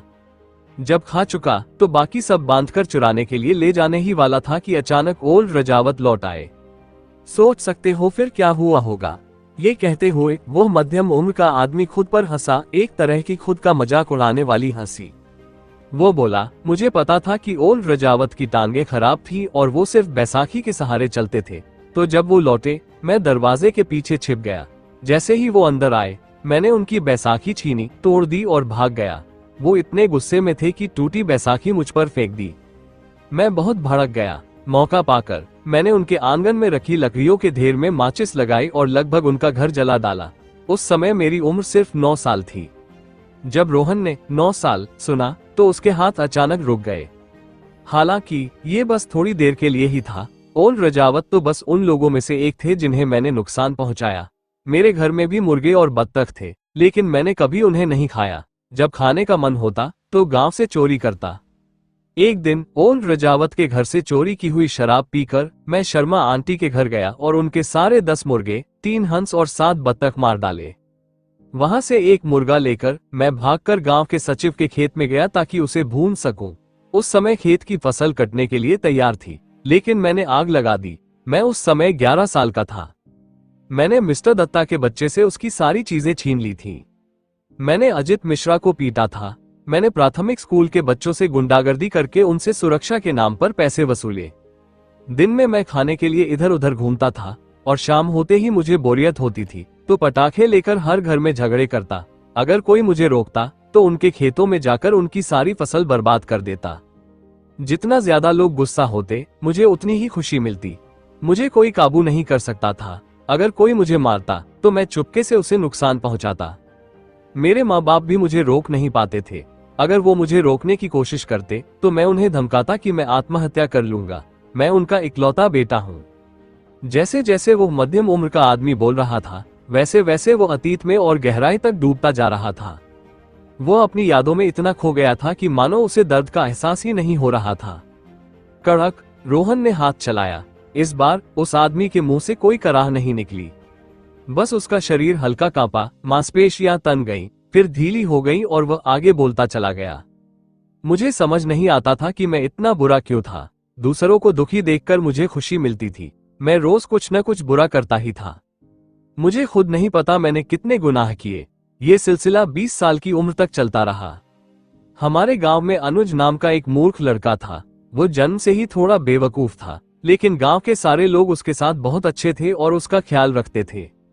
मैं उसे बेवकूफ बनाने की कोशिश करता था। एक दिन मैं उसे गांव के बाहर बने बायोगैस टैंक के किनारे ले गया और मजाक में उसे कूदने के लिए उकसाने लगा। वो भले ही मूर्ख था, लेकिन जानता था कि उसमें कूदना खतरनाक है, इसलिए उसने मेरी बात नहीं मानी। मैं अधीर हो गया। उसे मजबूर करने के लिए पटाखे निकाले ताकि उसे डराऊं, लेकिन मैं पटाखा जलाता उससे पहले ही वो डरकर टैंक के किनारे जा पहुंचा। फिर भी वो कूदने को तैयार नहीं था। मैं इतना गुस्से में आया कि पटाखा जलाकर उसकी ओर फेंक दिया, लेकिन उसी छोटे से पटाखे ने पूरे बायोगैस टैंक में आग लगा दी। वो नजारा मैं जिंदगी भर नहीं भूल सकता। भयानक आग का गुबार आसमान में उठा। धमाके के तेज झटके से अनुज एक झटके में उड़कर दूर जा गिरा। वो जमीन पर गिरा, बिल्कुल निश्चल, और फिर कभी नहीं उठा। वो मर गया और मैं बुरी तरह डर गया। मैं तो बस उसके साथ मजाक करना चाहता था। उसे नुकसान पहुंचाने का इरादा कभी नहीं था, मारने का तो बिल्कुल नहीं। उसी दिन पहली बार मुझे अपराध बोध हुआ। ये कहते कहते वो मध्यम उम्र का आदमी अचानक चुप हो गया। उसके चेहरे पर आंसू बहने लगे। काफी देर बाद उसने भावनाओं को दबाया और आगे बोला। फिर गांव वालों ने मुझे पकड़कर पुलिस के हवाले कर दिया। जिस दिन मुझे गिरफ्तार किया गया, उस दिन पूरे गांव में पटाखों और खुशियों की आवाजें गूंज रही थी। यहाँ तक कि मेरे माँ बाप भी खुश हो रहे थे। मैं सबके चेहरे पर खुशी देख रहा था। गांव का माहौल तो उस दिन होली दिवाली से भी ज्यादा था। मुझे पता था वे सब मुझसे नफरत करते थे, हर कोई करता था, लेकिन उनकी नफरत देखकर मेरे भीतर आग भड़क उठी। एक ऐसी आग जिसे मैं रोक नहीं पाया। मैंने उसी दिन ठान लिया था कि जब भी वापस आऊंगा तो हर किसी से बदला लूंगा। जो मेरी गिरफ्तारी पर पटाखे फोड़कर खुशियां मना रहे थे, जो मुझसे नफरत करते थे, मैं चाहता था कि सब मुझसे डरें, पछताएं। ये कहते हुए भी उसका चेहरा शांत रहा। कोई उतार चढ़ाव नहीं था। अब उसके लिए ये सब बस यादें थीं। रोहन चुपचाप सुनता रहा। उसके चेहरे पर हल्के फुल्के भाव बदले, लेकिन हाथ लगातार काम करते रहे। आखिरकार 20 साल। थोड़ा रुककर उस आदमी ने कहा, मुझ पर कई गुनाहों के लिए एक साथ सजा दी गई थी। मुझे 20 साल की कैद हुई और सिर्फ 3 साल पहले ही मैं जेल से छूटा हूं। तुम्हारी सजा कम नहीं हुई थी? रोहन ने सहजता से पूछा। उसे पता था कि अभी के नियमों के मुताबिक आर्यावर्त में एक ही अपराध की अधिकतम सजा 15 साल की होती है, लेकिन अगर अपराध कई हो और उनकी सजा एक साथ दी जाए तो ये 25 साल तक भी हो सकती है। साथ ही अगर कैदी जेल में अच्छा बर्ताव करे तो आमतौर पर उसकी सजा कुछ कम कर दी जाती है। बहुत कम ऐसा होता था कि किसी को जितने साल की सजा मिले उतने ही पूरे काटने पड़े। नहीं, बिस्तर पर लेटे उस आदमी ने कहा, उस समय मैं सचमुच एक दुष्ट इंसान था, नफरत से भरा हुआ दुष्ट। जेल के अंदर भी यही हाल रहा। वहां भी मैं सबसे निकृष्ट कैदी बन गया। अगर कोई मुझे हरा नहीं पाता तो मैं उसे मार मार कर अधमरा कर देता। रोहन चुप हो गया। उसके हाथ भी रुक गए। फिर उसने पूछा, क्या तुम्हें ये बीमारी जेल में हुई? नहीं। वो मध्यम उम्र का आदमी कड़वाहट से हंसा और आगे बोला, जब मैं जेल से निकला और गांव लौटा तो माँ बाप नहीं मिले। पता चला वो मर चुके थे। मेरे पापों का कर्ज चुकाने के लिए उन्होंने अपनी बीमारी का इलाज तक नहीं कराया, उल्टा गंदे और मुश्किल काम करके गांव वालों को मुआवजा दिया। इसी थकान और बीमारियों से उनकी मौत हो गई। मैंने सुना कि मरते वक्त उनकी आंखें भी बंद नहीं हुई। ये कहते कहते वो फिर से रो पड़ा। उसके आंसू थमने का नाम नहीं ले रहे थे। असल में 20 साल जेल की शिक्षा ने मुझे एक बात सिखाई थी। सुबकते हुए भारी आवाज में उसने कहा, लेकिन जब तक मुझे अपने माता पिता की मौत का पता नहीं चला तब तक मुझे समझ नहीं आया कि मैं कितना घटिया इंसान था। एक ऐसा इंसान जो इंसान कहलाने लायक ही नहीं। मैं उनकी कब्र तक गया और कब्र के सामने खुद को जोर जोर से 9 बार थप्पड़ मारे, 40 बार सिर झुकाया। उन्होंने 20 साल मुझे पाला, लेकिन अगले 20 सालों में मैं उनकी देखभाल तक नहीं कर पाया। उसी दिन से मैंने कसम खाई कि मैं अपनी जिंदगी बदलूंगा। मैंने ठान लिया कि अपने माता पिता पर लाया हुआ कलंक मिटाऊंगा। गांव वापस जाकर मैं उन सबके आगे सिर झुकाया जिन्हें मैंने कभी तकलीफ दी थी। हर एक के घर के बाहर 3 बार माथा टेक कर माफी मांगी। उम्मीद की थी कि वे मुझे माफ कर देंगे, भले ही ये नामुमकिन था। भले ही कोई मुझे देखना नहीं चाहता था, फिर भी मैं हर घर के बाहर गया और सिर झुकाया। मैंने एक भी घर नहीं छोड़ा। वो आदमी दांत भींचकर बोला, सिर मोड़कर बिस्तर पर आंसू पोंछ लिए। उसके बाद मैंने काम ढूंढना शुरू किया। कोई भी काम, चाहे कितना भी कठिन या थकाने वाला क्यों ना हो, बस पैसा मिल जाए। 1 साल अवैध कोयले की खदान में काम किया। 1 साल माल धोने का काम किया। 1 साल निर्माण मजदूर रहा। दिन रात काम करता रहा, खाना कम खाता। 3 साल में 1.5 लाख रुपए बचाए। और इन्हीं 3 सालों में मुझे ये बीमारी लगी। ये सुनकर रोहन कांप उठा। वो सोच भी नहीं सकता था कि इन 3 सालों में उस आदमी ने कैसी नर्क जैसी जिंदगी जी होगी। ऐसी जिंदगी जिसने उसकी रीढ़ तक तोड़ डाली। ये लगभग नर्क से भी बदतर जीवन था। यह जिंदगी सिर्फ शारीरिक तकलीफों से भरी नहीं थी, बल्कि बीमारियों से भी टूटी हुई थी। ये बीमारी 1-2 दिन में नहीं आई थी, बल्कि सालों के बोझ से जमा हुई थी। इसके बावजूद वह जानलेवा काम करता रहा, दर्द सहता रहा। उसकी पीड़ा अकल्पनीय थी। 2 दिन पहले मैं गांव लौटा था। उस आदमी ने आगे कहा, सुना कि गांव वाले सड़क बनाना चाहते हैं, तो मैंने 1 लाख रुपए दान दिए। ये कहते हुए वो अचानक खिलखिलाकर मुस्कुराया और जोड़ा, मैंने वो पैसे अपने माता पिता के नाम से दान किए। उनके नाम आज गांव के पुण्य फलक पर लिखे हैं। अब मेरे माता पिता गांव की पूर्वजों की कब्रों में चैन से सो सकते हैं। बाकी 50,000 रुपए मैंने गरीब पहाड़ी इलाकों के बच्चों को दान किए। मुझे पता है कि अब मैं खुद इस समाज के लिए कुछ नहीं कर सकता, इसलिए मैंने पैसे उन्हें दिए ताकि वो पढ़ लिख कर समाज के लिए कुछ कर सके। मैं चाहता हूं कि वो देश और समाज के काम आए, न कि मेरी तरह निकृष्ट और गिरे हुए बने। उनके लिए अब भी उम्मीद है, लेकिन मेरे लिए कोई उम्मीद नहीं बची। वह आदमी पूरी ईमानदारी से दिल से बोल रहा था। रोहन ने गहरी सांस ली। उसकी आंखें भीगी हुई थीं। जब मैं तुम्हें ठीक कर दूंगा तो उसके बाद तुम क्या करोगे? रोहन ने पूछा। उसके हाथ लगातार काम करते रहे। अब मुझे आगे क्या करना चाहिए? मध्यम आयु का आदमी कुछ देर सोचता रहा और फिर उम्मीद से बोला, मुझे पता है कि मेरे पास जीने के लिए ज्यादा साल नहीं बचे हैं।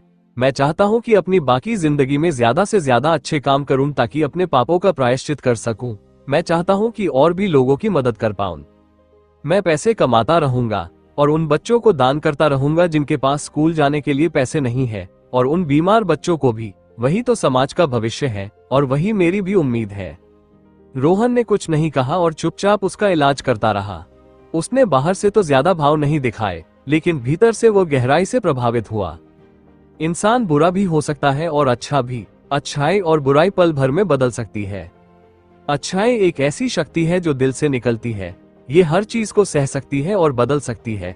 जब तक अच्छाई है तब तक बंजर जमीन पर भी सबसे खूबसूरत फूल खिल सकते हैं। कीचड़ में कमल खिलते हैं, संसार में ही बुद्ध पैदा होते हैं। जब तक इंसान अच्छे काम करता रहता है उसे कोई रोक नहीं सकता। हालांकि बहुत से लोग जरा सी सोच की गलती से गलत रास्ते पर निकल जाते हैं। बस यही प्रार्थना है कि ऐसे लोग अपनी राह सही कर लें। मध्यम आयु का आदमी बोलता रहा। रोहन तेजी से उसका इलाज करता रहा। कुछ देर बाद उसके हाथ रुक गए। हो गया। गहरी सांस लेते हुए रोहन बोला, तुम्हारी रीढ़ पूरी तरह अपनी जगह पर आ गई है, लेकिन अगले 1 महीने तक तुम्हें अच्छे से आराम करना होगा और ज्यादा हिलना डुलना नहीं है। मेरी जिंदगी की कोई कीमत नहीं है और मेरे पास आराम करने का समय भी नहीं है।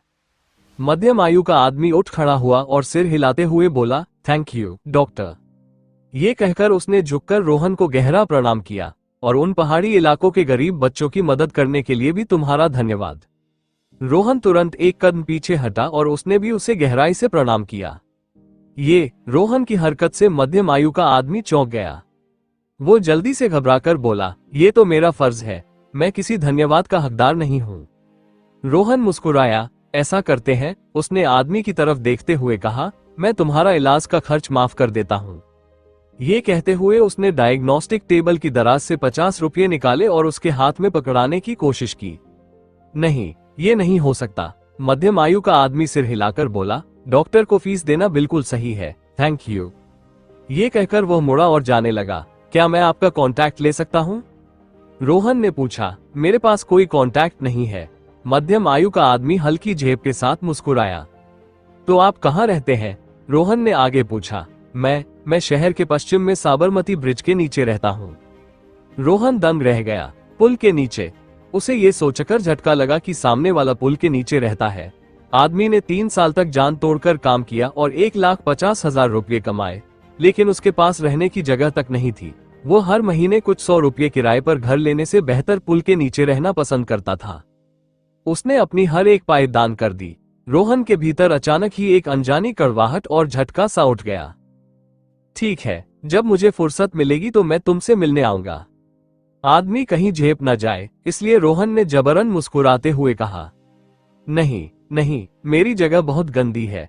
मध्यम आयु का आदमी तुरंत हाथ हिलाते हुए बोला, वो जगह तुम्हारे जाने लायक नहीं है। मैं ठीक हूँ, मुझे पता है तुम अच्छे इंसान हो, थैंक यू। फिर वो मुड़ा और चला गया। रोहन डायग्नोस्टिक टेबल के सामने खड़ा उसकी पीठ को देखता रहा। काफी देर तक कुछ नहीं बोला। आज उस मध्यम आयु के आदमी ने उसे एक सबक सिखाया, एक ऐसा सबक जिसने दिमाग हिला दिया। Waiting area. कड़क। जैसे ही रोहन के कंसल्टिंग रूम का दरवाजा खुला, वेटिंग एरिया में बैठे आर्यन और इंटन ने तुरंत ऊपर देखा। एक फटेहाल और थोड़े गंदे कपड़ों में मध्यम आयु का आदमी उनकी नजर में आया। अरे! उसे देखते ही आर्यन पहले तो चौंका, फिर धीरे से चैन की सांस ली। उसके हिसाब से ये मरीज या तो कबाड़ बीनने वाला था या फिर सबसे निचले स्तर का मजदूर। ऐसे लोग न वोट डालते हैं और न ही वोट डालना जानते हैं। उसके दिमाग में तुरंत एक ख्याल आया। उसने चुपके से इंटन को इशारा किया कि जाकर देखे ये मरीज रोहन के लिए वोट करेगा या नहीं। इंटन ने इशारा समझ लिया। वो तुरंत उठा और उसी लिफ्ट में घुस गया जिसमें वो मरीज गया था। 3 मिनट बाद लिफ्ट की आवाज आई। चेहरे पर मुस्कान लिए इंटन तेजी से आर्यन के पास पहुंचा और धीरे से बोला, कोई वोट नहीं। वो भिखारी तो ये तक नहीं जानता था कि वोटिंग जैसी कोई चीज होती है। सीधे अस्पताल से बाहर चला गया। आर्यन मुस्कुराया। वो राहत महसूस कर रहा था। वो जीत चुका था। आखिरकार वो उस चिंता से मुक्त हो गया था जो उसे इतने दिनों से सताए हुए थी। भले ही उसकी जीत सम्मानजनक नहीं थी, लेकिन अब वो बदलने वाली सच्चाई थी। उसे नतीजा चाहिए था, प्रक्रिया नहीं। चलो। उठते हुए आर्यन ने मुस्कुराकर रोहन के कंसल्टिंग रूम की तरफ देखा और जाने को हुआ। इंटर्न ने मुस्कुराकर सिर हिलाया और उसके पीछे चल पड़ा। क्या तुम छोटे डॉक्टर रोहन से मिलने नहीं जाओगे? पास ही इंतजार कर रहे निकुल ने जिज्ञासा से पूछा। नहीं, आर्यन ने सिर हिलाया और गर्व से मुस्कुराकर बोला, नतीजा तो साफ है। मैं छोटे डॉक्टर रोहन की आंखों में चुभना नहीं चाहता। वैसे भी वह हार चुका है। अगर मैं वहां जाऊंगा तो उसे शर्मिंदगी होगी, इसलिए जाना ठीक नहीं है। निकुल ने भौहें चढ़ाई। उसे ये रवैया बिल्कुल अच्छा नहीं लगा। आर्यन इतना बेशर्म क्यों हो रहा था? भले ही निकुल को आर्यन और रोहन के बीच की जीत हार की परवाह न थी, लेकिन रोहन आखिरकार 7वीं मंजिल के ऑर्थोपेडिक्स डिपार्टमेंट का प्रतिनिधित्व कर रहा था। आर्यन सिर्फ रोहन का मजाक नहीं बना रहा था, बल्कि पूरे डिपार्टमेंट का एक सदस्य होने के नाते निकुल खुश नहीं था, मगर वो कुछ कह भी नहीं सकता था। आखिरकार उसकी हैसियत और आर्यन की हैसियत में फर्क था।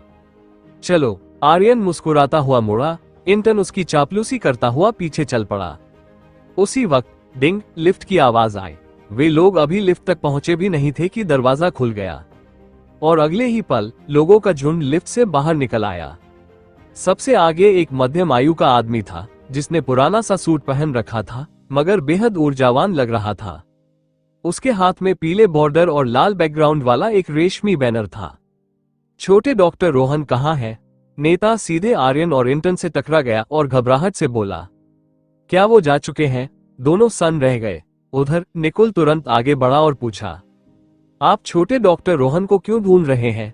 साथ ही उसकी नजर रेशमी बैनर पर पड़ी। पहले बताओ, छोटे डॉक्टर रोहन गए हैं या नहीं? मध्यम आयु का आदमी बेचैनी से निकुल की ओर देखते हुए बोला। नहीं, अभी नहीं, निकुल ने जवाब दिया। अच्छा है। मध्यम आयु के आदमी ने राहत की सांस ली। उसके पीछे खड़े 7-8 लोग भी हंस पड़े। हाँ, हम समय पर पहुंच गए। मैं तो समझ रहा था छोटे डॉक्टर रोहन जा चुके होंगे। छोटे डॉक्टर रोहन तो समर्पित इंसान है। लोगों का झुंड हंसते बोलते उत्साहित था। निकुल ने उन्हें गौर से देखा। जितना देखता गया उतना ही पहचानने लगा। फिर संकोच से पूछा, क्या आप सब वही ड्राइवर हैं जो आज दोपहर इलाज कराने आए थे? भीड़ ने सिर हिलाकर हामी भरी। निकुल की नजर फिर बैनर पर गई। वो दंग रह गया। क्या ये लोग सचमुच रोहन को बैनर देने आए थे? निकुल ही नहीं, आर्यन के मन में भी यही ख्याल आया। वो कोई मूर्ख नहीं था। ये लोग बैनर लेकर आए थे। साफ था कि वे रोहन को सम्मान देने आए हैं। आर्यन का चेहरा अचानक उतर गया। उसे सोचकर ही बुरा लगा कि रोहन, जिसने अभी कुछ ही दिन काम किया था, उसे लोग बैनर तक भेंट कर रहे थे। कंसल्टिंग रूम के भीतर गहरी सोच में डूबे रोहन ने धीरे से सांस ली, अपना सफेद कोट उतारा और बाहर निकलने लगा। जैसे ही वो बाहर आया, वो ठिठक गया। सामने वेटिंग एरिया और बीच के कॉरिडोर में इतनी भीड़ देखकर वो चौंक गया। छोटे डॉक्टर रोहन बाहर आ रहे हैं। भीड़ में से कोई चिल्लाया। फड़ाक! सारे ड्राइवर एक साथ मुड़े और उत्साह से रोहन को घेर लिया। ये भीड़ को देखकर रोहन उलझन में पड़ गया। अच्छा हुआ आप अभी गए नहीं, छोटे डॉक्टर रोहन, हम लोग समय पर पहुंच गए। आगे बढ़कर नेता मुस्कुराते हुए बोला, हम खास तौर पर आपको बैनर देने आए हैं, आपके इलाज के लिए शुक्रिया अदा करने। मैं डॉक्टर हूं, लोगों का इलाज करना मेरा काम है और यही मेरा फर्ज है। रोहन ने विनम्रता से कहा। ये अलग बात है। नेता सिर हिलाकर और हाथ हिलाते हुए बोला, दुनिया में डॉक्टरों की कमी नहीं है। हम पुराने ड्राइवरों को कई सालों से पेशे की वजह से बीमारियां थी, लेकिन कोई डॉक्टर हमें ठीक नहीं कर पाया। छोटे डॉक्टर रोहन, आप अलग हैं। आपके पास सचमुच हुनर है और आप मरीजों की परवाह करते हैं। हम आपकी बहुत इज्जत करते हैं। हाँ छोटे डॉक्टर रोहन, आप एक सच्चे अच्छे डॉक्टर हैं। मैंने जिंदगी में पहली बार इतना अच्छा डॉक्टर देखा है। मैं कितने अस्पतालों में गया, लेकिन कोई मेरी पुरानी बीमारी नहीं ठीक कर पाया। आपने तो तुरंत ठीक कर दिया। आपका हुनर कमाल का है। प्लीज ये बैनर स्वीकार कीजिए। भीड़ एक दूसरे की हाँ में हाँ मिलाती रही। रोहन थोड़ा संकोच में पड़ गया। ये पहली बार था जब वो ऐसा अनुभव कर रहा था। छोटे डॉक्टर रोहन, कृपया लीजिए। नेता ने बैनर ऊपर उठाते हुए रोहन की ओर बढ़ाया और बोला, जैनिंग के सभी पुराने ड्राइवरों की तरफ से मैं आपको ये बैनर भेंट करता हूं और आपका आभार जताता हूं कि आपने हमें ठीक किया। ये रोहन बुदबुदाया। उसे समझ नहीं आया कि लेना चाहिए या नहीं। छोटे डॉक्टर रोहन, ये बैनर हमने खास तौर पर बनवाया है। जल्दीबाजी में बनवाया और सोचा कि आप तक पहुंचाएंगे। हमें लगा आप छुट्टी कर चुके होंगे, लेकिन आप अभी यहीं हैं। ये भगवान की मर्जी है, आपको इसे लेना ही होगा। हाँ, आपको लेना ही होगा। अगर आप नहीं लेंगे तो इस दुनिया में और कौन बैनर लेने की हिम्मत करेगा? हाँ, आपको जरूर लेना होगा। छोटे डॉक्टर रोहन। भीड़ एक एक कर आगे बढ़ने लगी। निकुल बगल में खड़ा ये सब देखकर बेचैन हो गया। ये लोग सच्चे मन से रोहन को बैनर दे रहे थे। अगर उसने न लिया तो उन्हें लगेगा कि उनकी इज्जत नहीं हुई। और फिर सोचो, अगर रोहन ये बैनर लेकर अपने कंसल्टिंग रूम में टांग दे तो कितना अच्छा और सम्मानजनक लगेगा। इस बार निकुल सच में रोहन से प्रभावित हो गया। आखिर किसी से बैनर मिलना क्या मायने रखता है? ये सिर्फ उसके हुनर की नहीं, बल्कि उसके चरित्र और मेडिकल एथिक्स की भी मान्यता थी। और सबसे बड़ी बात, रोहन की उम्र ही कितनी थी? वह तो अभी पूरा डॉक्टर भी नहीं था, बस असिस्टेंट फिजिशियन था। पढ़ाई के दौरान पार्ट टाइम काम करता था और उसे बैनर भेंट किया जा रहा था। ये किसी चमत्कार से कम नहीं था। अस्पताल में कितने लोग ऐसा कर पाते? कम से कम निकुल ने तो कभी नहीं देखा था। और सोचो, एक बार एक नर्स को किसी मरीज ने थैंक यू नोट लिखा था। वो बात पूरे अस्पताल में फैली और उसे सम्मानित किया गया था। लेकिन ये तो थैंक यू नोट से भी कहीं बढ़कर था। ये था एक बैनर। ओके देन, थोड़ा सोचने के बाद रोहन ने हल्के से सिर हिलाया और फिर वो रेशमी बैनर उठा लिया। अगले ही पल तालियों की गड़गड़ाहट गूंज उठी। सारे सीनियर डॉक्टर खुशी से ताली बजाने लगे। एक तरफ निकुल के चेहरे पर इज्जत के साथ साथ मुस्कान भी आ गई और उसने बगल में खड़े आर्यन की तरफ झांक कर देखा। लेकिन आर्यन इस वक्त बेहद परेशान था। ये नजारा उसके लिए असहज कर देने वाला था। वो अब एक पल भी और नहीं देखना चाहता था, बस चुपचाप मुड़ा और बिना कुछ कहे वहां से चला गया। उसे साफ पता था आज वो हार चुका है। उसके पास रोहन से एक वोट ज्यादा था स्माइलिंग डॉक्टर्स लिस्ट में, लेकिन उससे कोई फर्क नहीं पड़ा। क्या सिर्फ वोट एक रेशमी बैनर से तुलना कर सकते थे? वो इतने समय से इस अस्पताल में एक आधिकारिक डॉक्टर के रूप में काम कर रहा था। पूरे हफ्ते मेहनत करके उसने रोहन से सिर्फ एक वोट ज्यादा पाया था, जो हफ्ते में सिर्फ एक दिन ओपीडी करता था। और ये रेशमी बैनर, उसके बारे में तो उसने कभी सपने में भी नहीं सोचा था। ये एक रेशमी बैनर ही उसे पूरी तरह तोड़ने के लिए काफी था। उसमें ऐसा क्या था जिसे रोहन से तुलना की जा सके? वो हार चुका था। कुछ ही देर में ये खबर कि रोहन ने सिर्फ एक दोपहर में ही स्माइलिंग डॉक्टर्स लिस्ट पर 50 वोट हासिल कर लिए, पूरे अस्पताल में हवा की तरह फैल गई। खबर फैलते ही हर कोई दंग रह गया। 50 वोट, वो भी एक दोपहर में? जो लोग अस्पताल के अंदरूनी नियम नहीं जानते थे, उनके लिए शायद ये कोई बड़ी बात ना हो, लेकिन अंदरूनी लोग बहुत अच्छे से जानते थे कि इस लिस्ट में एक एक वोट हासिल करना कितना मुश्किल होता है। कई लोग तो पूरे महीने मेहनत करने पर भी इतने वोट नहीं जुटा पाते, और यहाँ रोहन ने ये कमाल सिर्फ एक दिन में कर दिखाया। लेकिन जाहिर है कई लोग इस डरावने आंकड़े पर यकीन करने को तैयार नहीं थे। 50 वोट, ये कैसे हो सकता है? वो तो बस एक असिस्टेंट फिजिशियन है। क्या वो एक दिन में 50 मरीज देख सकता है, और वो भी सिर्फ एक दोपहर में? मान लो उसने 50 मरीज देख भी लिए, तो क्या हर कोई उसे वोट देगा? ये सब झूठ है। इस तरह की फर्जीबाजी से अस्पताल की साख को नुकसान होगा। असली बात जरूर पता लगानी चाहिए। हाँ, अस्पताल को इस मामले की जांच करनी ही चाहिए। अस्पताल के हर कोने में ड्यूटी पर तैनात युवा डॉक्टरों के बीच खलबली मच गई। सबको ये बात खटक रही थी। लेकिन तभी एक और खबर ने सबको चुप करा दिया। रोहन को एक मरीज ने रेशमी बैनर भेंट किया था। ये सुनते ही सारे युवा डॉक्टर हक्के बक्के रह गए। अब उनके पास कहने के लिए कुछ नहीं बचा। अंदर ही अंदर सब ईर्ष्या से जल उठे। एक रेशमी बैनर, ये वाकई बहुत बड़ी बात थी। कई लोग सालों मेहनत करने के बाद भी ऐसा सम्मान नहीं पा पाते। जैसे जैसे ये खबर फैली, रोहन पर उठाए गए शक धीरे धीरे गायब हो गए और उनकी जगह लोग हैरानी और प्रशंसा के सुर में बातें करने लगे। इसी दौरान निकुल ने जैसे ही ये खबर सुनी, उसने तुरंत रोहन का ये बैनर विशाल को रिपोर्ट कर दिया। उसकी आवाज में उत्साह साफ झलक रहा था। विशाल भी खुशी से मुस्कुराए और रोहन की तारीफ की।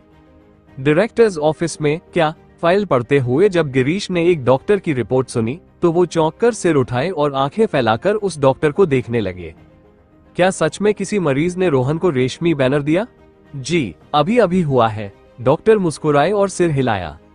अच्छा, गिरीश ने अपने हाथ की फाइल नीचे रखी, फिर हंसते हुए बोले, सच है, नौजवानों में भी हीरो पैदा होते हैं। विशाल ने सही कहा था उसके बारे में। अब इस अस्पताल के सीनियर डॉक्टरों को और मेहनत करनी पड़ेगी। अगर वो एक ऐसे नौजवान से हार गए जिसने कॉलेज भी पूरा नहीं किया, तो ये तो वाकई शर्म की बात होगी। हा हा हा। इस तरफ जैसे ही ये खबर पूरे अस्पताल में फैल गई कि रोहन ने सिर्फ एक दोपहर में स्माइलिंग डॉक्टर्स लिस्ट पर 50 वोट हासिल कर लिए और ऊपर से एक मरीज से रेशमी बैनर भी पा लिया, आर्यन का वो एक वोट ज्यादा होने का मामला सबकी नजर में फीका पड़ गया। एक हफ्ते की मेहनत और एक दिन की मेहनत में सिर्फ एक वोट का फर्क था। क्या इस नतीजे पर और कोई चर्चा बाकी रह जाती थी? उससे भी बड़ी बात, स्माइलिंग डॉक्टर्स लिस्ट के वोट किसी भी हाल में एक रेशमी बैनर के बराबर नहीं ठहर सकते थे। चाहे जितने भी वोट मिल जाएं, उनकी अहमियत उस बैनर के आगे कुछ भी नहीं थी। यहां तक कि जो डॉक्टर कई सालों से अस्पताल में काम कर रहे थे, सैकड़ों हजारों वोट पा चुके थे, उन्हें भी रेशमी बैनर नसीब नहीं हुआ था। तो क्या आर्यन को मिलता? बिल्कुल नहीं। रेशमी बैनर का ये किस्सा बढ़ते बढ़ते अब पूरे अस्पताल में चर्चा का विषय बन गया। सबको यकीन हो गया कि इस बार अस्पताल में सच में कोई जीनियस आया है, और वो था ऑर्थोपीडिक्स का छोटे डॉक्टर रोहन। इस तरफ जब पूरा अस्पताल इसी चर्चा में डूबा था, तभी सबकी नजरों के केंद्र बने रोहन चुपचाप अस्पताल से निकल गए। वो सड़क पर चलते हुए सिर झुकाकर अपने मोबाइल में कुछ सर्च कर रहे थे। थोड़ी देर बाद डाकाई डिटेक्टिव रोहन चलते चलते रुके, कुछ सेकंड मोबाइल स्क्रीन पर वेब पेज का इंट्रोडक्शन पढ़ा, हल्के से सिर हिलाया और तेजी से आगे बढ़ गए। अभी वो मोबाइल पर एक डिटेक्टिव एजेंसी ढूंढ रहे थे, क्योंकि उन्हें सबसे पहले कुछ पता लगाना था। तेज कदमों से चलते हुए रोहन पास के बैंक पहुंचे। वहां से उन्होंने अपने खाते से 50,000 रुपये निकाले, फिर टैक्सी पकड़ी और सीधे उस एजेंसी की तरफ चल दिए जिसका नाम था डाकाई डिटेक्टिव एजेंसी। डाकाई डिटेक्टिव एजेंसी ये अहमदाबाद सिटी के उत्तरी हिस्से में बसे एक विलेज इन द सिटी में स्थित थी। यहाँ ऊंची इमारतें तो थीं, लेकिन सब पुरानी और जर्जर लग रही थीं। इन्हें बने दशकों हो चुके थे। शायद इसी वजह से यहाँ की हाउसिंग प्राइस काफी कम थी। आसपास काम करने वाले मजदूर यहाँ किराए पर रहते थे, इसलिए इस बस्ती में भीड़ भाड़ भी ज्यादा रहती थी। सड़क किनारे सैलून, ढाबे, फास्ट फूड की दुकानें और फल सब्जी के ठेले हर जगह थे। रोहन उस इमारत तक पहुंचे जहां एजेंसी थी।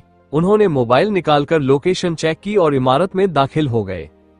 तीसरी बिल्डिंग की तीसरी मंजिल। इमारत पुरानी होने की वजह से अंदर कोई लिफ्ट नहीं थी, बस सक्रिय सीढ़ियां थीं, जो जगह को थोड़ा घुटन भरा बना रही थी।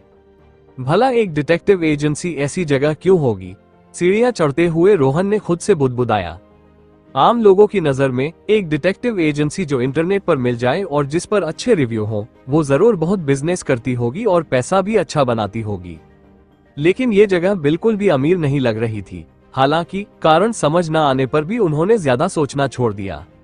आखिर वो यहाँ तक आ ही गए थे, अब देखना तो बनता था। जैसे ही वो तीसरी मंजिल पर पहुंचे, उनकी नजर दीवार पर लाल पेंट से लिखे 2 बड़े अक्षरों पर पड़ी, डाकाई। अक्षर टेढ़े मेढ़े थे, जैसे किसी ने टेम्पलेट की बजाय सीधे हाथ से ही लिख डाला हो, और ज्यादा पेंट इस्तेमाल करने की वजह से पेंट की बूंदें नीचे बह गई थी, जिससे सफेद दीवार किसी हॉरर फिल्म की तरह डरावनी लग रही थी, मानो किसी ने खून से लिखा हो। अक्षरों के ठीक बगल में एक तीर बना था, जो बाएं तरफ इशारा कर रहा था। रोहन ने बिना सोचे समझे उसी दिशा में कदम बढ़ाए। कुछ ही दूर चलते ही उन्हें एक बंद दरवाजा दिखा। दरवाजे के ऊपर टेढ़ा सा लटका हुआ बोर्ड था, जिस पर लिखा था, डाकाई डिटेक्टिव एजेंसी। ठक ठक ठक। रोहन ने दरवाजे पर दस्तक दी। दरवाजा अचानक क्लिक की हल्की आवाज के साथ अपने आप खुल गया। रोहन अंदर कदम रखता है। सामने काफी चौड़ा कमरा था, लेकिन वहां न पर्दे थे, न सोफा, कुछ भी नहीं। सिर्फ एक पुरानी सी डबल डेस्क और एक चौकोर स्टूल था, जिस पर एक नौजवान बैठा था। वो फैशनेबल कपड़े पहने हुए था और ट्रेंडी म्यूजिक हेडफोन एडजस्ट कर रहा था। क्या तुम ही डिटेक्टिव हो? रोहन ने भान सिकोड़कर पूछा। कमरे की बेतरतीब सजावट देखकर वो काफी उलझन में था और एजेंसी पर से उसका भरोसा उठने लगा था। नौजवान ने जल्दी से रोहन की तरफ देखा। ये तो नया आया लगता है। Please sit. उसने हेडफोन नीचे रखा और रोहन को बैठने का इशारा किया। रोहन बिना झिझके बैठ गया। तो मैं तुम्हारे लिए क्या कर सकता हूँ? नौजवान तनकर बैठ गया और रोहन को ऊपर से नीचे तक देखते हुए बोला, मुझे एक शख्स की पूरी जानकारी चाहिए, जन्म से लेकर आज तक की हर बात। रोहन ने कहा, बड़ा काम है। नौजवान ने डेस्क पर रखा कागज और पेन रोहन की तरफ बढ़ाया। उसका नाम और बाकी जानकारी लिखो। रोहन ने पेन उठाया। उसने नाम लिखा, विहान। पता, साबरमती ब्रिज के पश्चिमी हिस्से का एपर्चर। हाँ, ये वही मरीज था जिसे रोहन ने आखिरी बार अस्पताल में देखा था। उसका नाम उसने रजिस्ट्रेशन स्लिप पर देखा था और सारी जानकारी उसे याद थी। लिखने के बाद रोहन ने कागज खिसकाकर वापस नौजवान की तरफ कर दिया। नौजवान ने एक नजर डाली, फिर भौहें चढ़ा ली। जानकारी देखकर लगता था जैसे ये विहान कोई बेघर आदमी हो। लेकिन उसके लिए ऐसे इंसान की जानकारी निकालना कोई मुश्किल नहीं था, बल्कि आसान होने की वजह से उसे थोड़ा अजीब लगा। तुम्हें असल में क्या जानना है?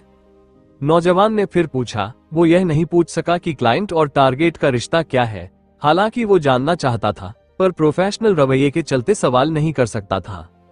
उसका काम था, चाहे चीटी की ही जानकारी क्यों न निकालनी पड़े, अगर पैसे मिल रहे हैं तो तुरंत करना। हाँ, मन ही मन वो क्लाइंट की मानसिकता पर शक कर सकता था।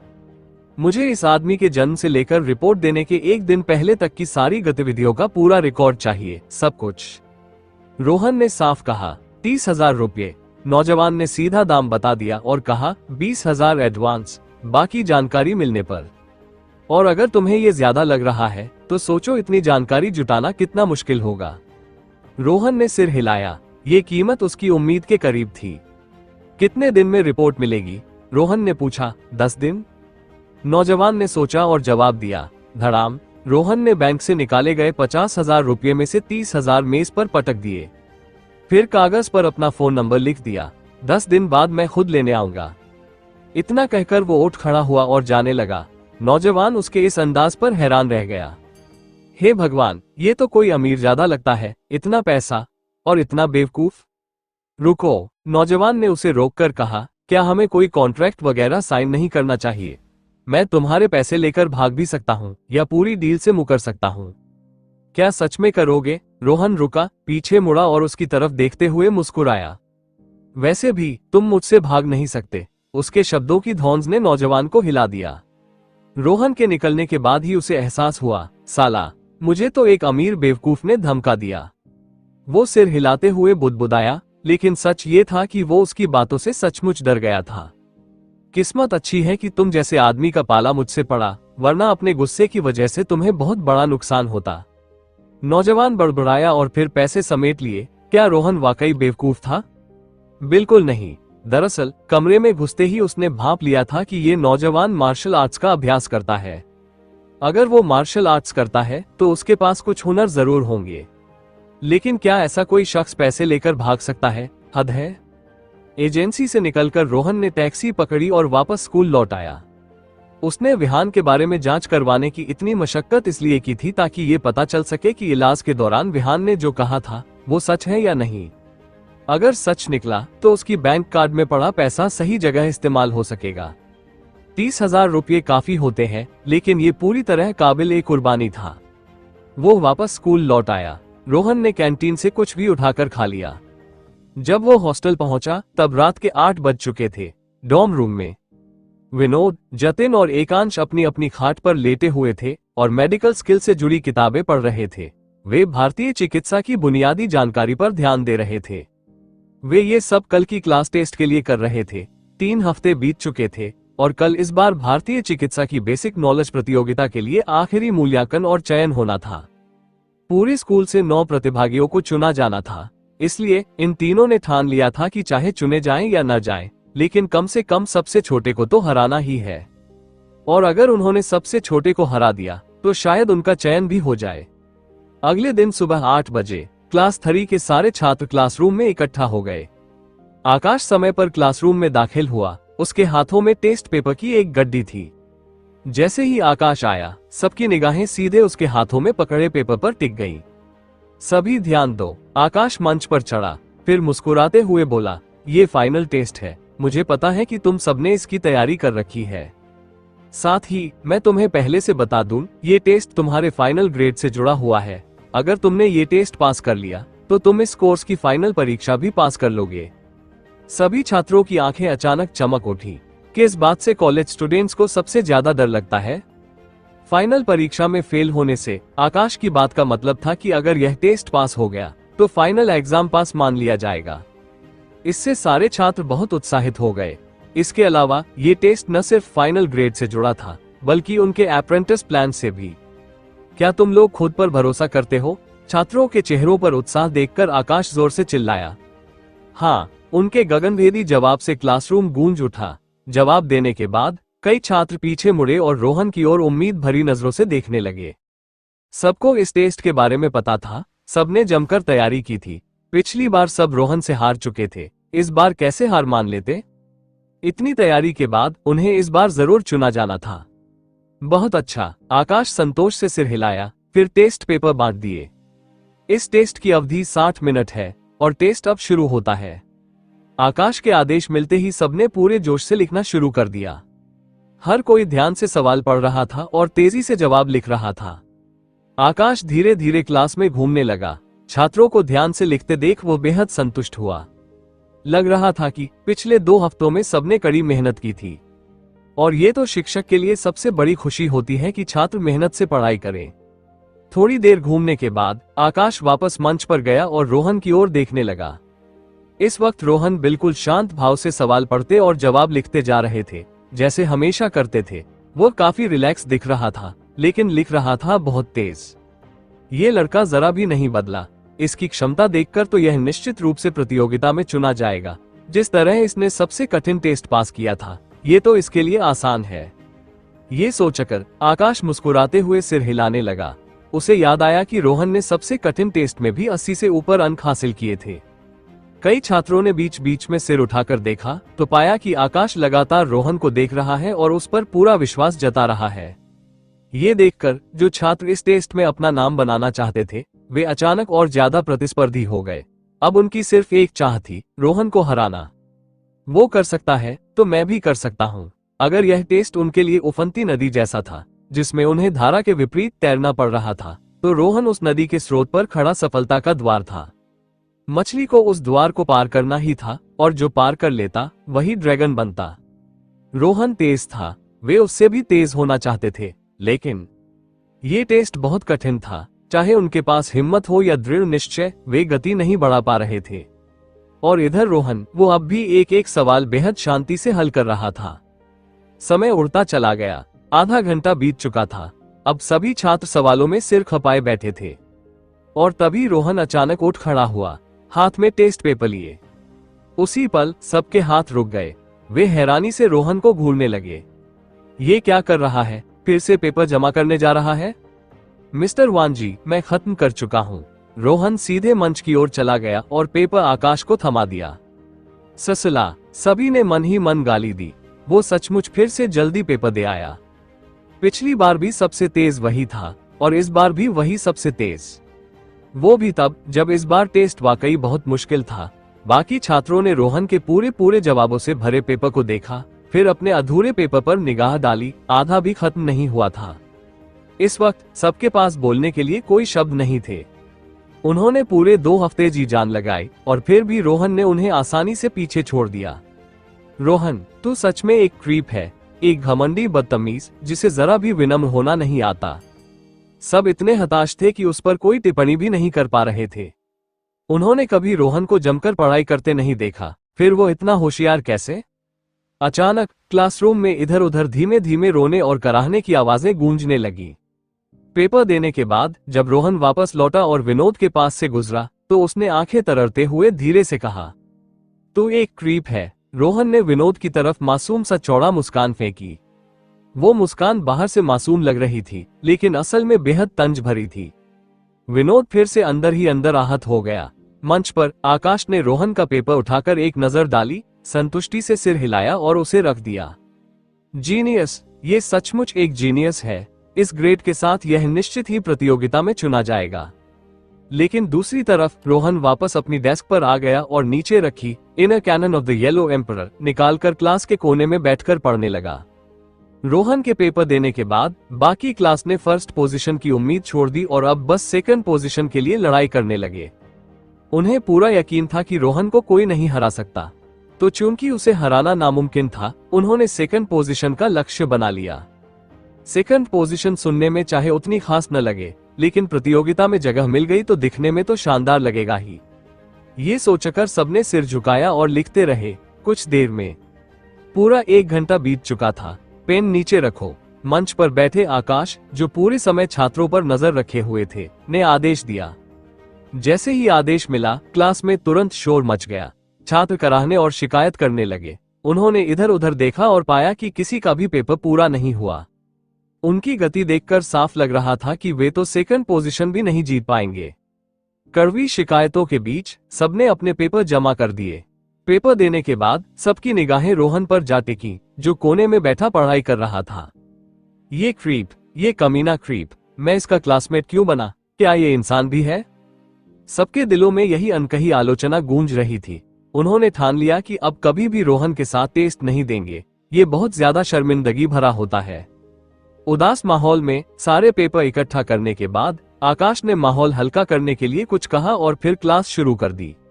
ये टेस्ट बहुतों के लिए निराशाजनक रहा, लेकिन आकाश के पढ़ाना शुरू करते ही सबने मन लगाकर सुनना शुरू कर दिया।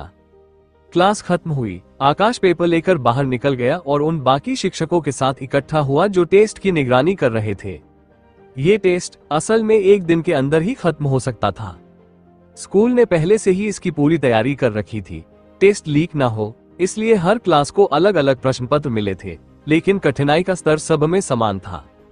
आज की कक्षाएं खत्म हो चुकी थी। क्लास खत्म होने के बाद रोहन, विनोद, जतिन और एकांश साथ साथ निकले। उन्होंने सोचा कि पहले कैंटीन में कुछ खा लेते हैं और फिर हॉस्टल लौटेंगे। रास्ते में वे चारों गोल्डन माउंटेन के पास से गुजरे। तीनों आपस में टेस्ट के सवालों और रोहन की तेजी से खत्म करने की आदत पर बातें कर रहे थे। रोहन, जो उनकी चर्चा में शामिल नहीं था, इधर उधर देख रहा था। जब उसकी नजर गोल्डन माउंटेन पर पड़ी तो उसने देखा कि एक बुजुर्ग प्रोफेसर छात्रों के एक समूह को वहां की जड़ी बूटियां पहचानना सिखा रहे थे। अरे, रोहन थोड़ा चौंक गया जब उसने उस प्रोफेसर को पहचाना। प्रोफेसर अमर सिन्हा, वो 50 मास्टर्स में से एक थे। बेहद विद्वान व्यक्ति, साधारण बीमारियों और कुछ जटिल रोगों के डायलेक्टिकल ट्रीटमेंट में निपुण होने के अलावा वे हर्बलिज्म में भी बेहद माहिर थे। भारतीय औषधियों की समझ और उनके उपयोग में वे शीर्ष विशेषज्ञों में गिने जाते थे और उन्हें कई बड़े पुरस्कार भी मिल चुके थे। इधर, क्या वो प्रोफेसर सिन्हा है? रोहन की बात सुनकर टेस्ट की चर्चा में मशगूल तीनों दोस्तों ने मुड़कर गोल्डन माउंटेन की तरफ देखा। क्या सचमुच प्रोफेसर सिन्हा अपने छात्रों को फील्ड ट्रिप पर ले गए हैं? जतिन आश्चर्य से बोला, प्रोफेसर सिन्हा वाकई बहुत अच्छे इंसान है। एकांश जलन भरी आवाज में बोला, उन्होंने मुझे क्यों नहीं चुना? मिस्टर सिन्हा, आपका असली शिष्य तो यहीं खड़ा है। विनोद ने नाटकीय अंदाज में कहा, काश हमें भी कोई मास्टर मिल जाता तो टेस्ट में और अच्छा कर पाते। जतिन ने गहरी सांस लेकर कहा, हाँ, अगर मैंने उस वक्त और मेहनत की होती तो आज तक अपना मास्टर ढूंढ लिया होता। एकांश के चेहरे पर पछतावा साफ झलक रहा था। छोटे भाई, विनोद ने उदास चेहरा बनाकर रोहन की तरफ देखा और कहा, क्या तुम्हारा दिल सचमुच मान जाता है हमें यूं तड़पते देख? जतिन और एकांश भी एक साथ रोहन को देखने लगे। मतलब साफ था, क्या वह inner canon of the yellow emperor 20 बार पढ़ने वाली शर्त को थोड़ा हल्का नहीं कर सकता? उन्होंने सोचा था कि किताब 20 बार पढ़ना आसान होगा, लेकिन समझना बहुत मुश्किल साबित हुआ। रोहन उनसे तंग आ गया और पूछा, अब तक कितनी बार पढ़ा है? एक बार, एकांश ने शर्माते हुए कहा, फिर जोड़ा, लेकिन मैंने ध्यान से पढ़ा है, बस सरसरी नजर नहीं डाली। मैंने भी, जतिन बोला, मैंने भी बहुत ध्यान से पढ़ा। विनोद ने भी कहा, रोहन थोड़ी देर सोच में पड़ गया। उन्होंने एक हफ्ते में inner canon of the yellow emperor पूरा पढ़ लिया था। ये देखकर लग रहा था कि वे वाकई मेहनत कर रहे थे, क्योंकि ये किताब ऐसी नहीं थी कि यूं ही सरसरी नजर से पढ़कर समझ आ जाए। और पिछले हफ्ते उन्होंने सचमुच मेहनत की थी, सोच खत्म करके। रोहन ने सिर हिलाया और कहा, ठीक है, मैं तुम्हारे लिए कुछ और ढूंढता हूं। उसकी बात सुनते ही तीनों के उदास चेहरे एकदम खिल उठे। छोटे भाई, तुम सचमुच हमारे जीवनदाता हो। जतिन भावुक होकर बोला, तुम मुझे रुला दोगे, यकीन मानो, मैं हमेशा याद रखूंगा कि तुमने हमारे लिए क्या किया। हाँ, तुमने हमें सचमुच रुला दिया। एकांश और विनोद ने भी सिर हिलाते हुए कहा। रोहन मन ही मन बोला, तो आंसू कहाँ है? तुम लोग पहले वापस जाओ, मैं लाइब्रेरी जाना चाहता हूँ। बात करते करते रोहन दूसरी दिशा में मुड़ गया और चला गया। तीनों ने एक दूसरे को देखा, मुस्कुराए और खुशी खुशी हॉस्टल लौट गए। रोहन कहीं और नहीं, सीधा लाइब्रेरी के रीडिंग रूम पहुंचा और वहां उसने अगस्त्य को देखा। इस वक्त अगस्त्य डेस्क पर छात्रों द्वारा लौटाई गई किताबें व्यवस्थित कर रहे थे। नमस्ते मिस्टर बेदी, रोहन ने आदर से अभिवादन किया। आ गए। अगस्त्य ने रोहन पर एक नजर डाली और फिर किताबें सहेजने लगे। जी। रोहन पास गया और उनकी मदद करने लगा, फिर किताबें संभालते हुए पूछा, मिस्टर बेदी, मैं आपसे कुछ पूछना चाहता हूँ। हमारे स्कूल में आपके अलावा क्या कोई और गहरे ज्ञान वाला, प्रभावशाली शिक्षक है जिसके बारे में लोग ज्यादा नहीं जानते? चलो दोस्तों, आज के लिए इतना ही। बाकी के एपिसोड के लिए सब्सक्राइब करें हमारी चैनल ऑडियो टून को, जिससे आपको हमारी हर वीडियो की नोटिफिकेशन सबसे पहले मिल जाए। धन्यवाद।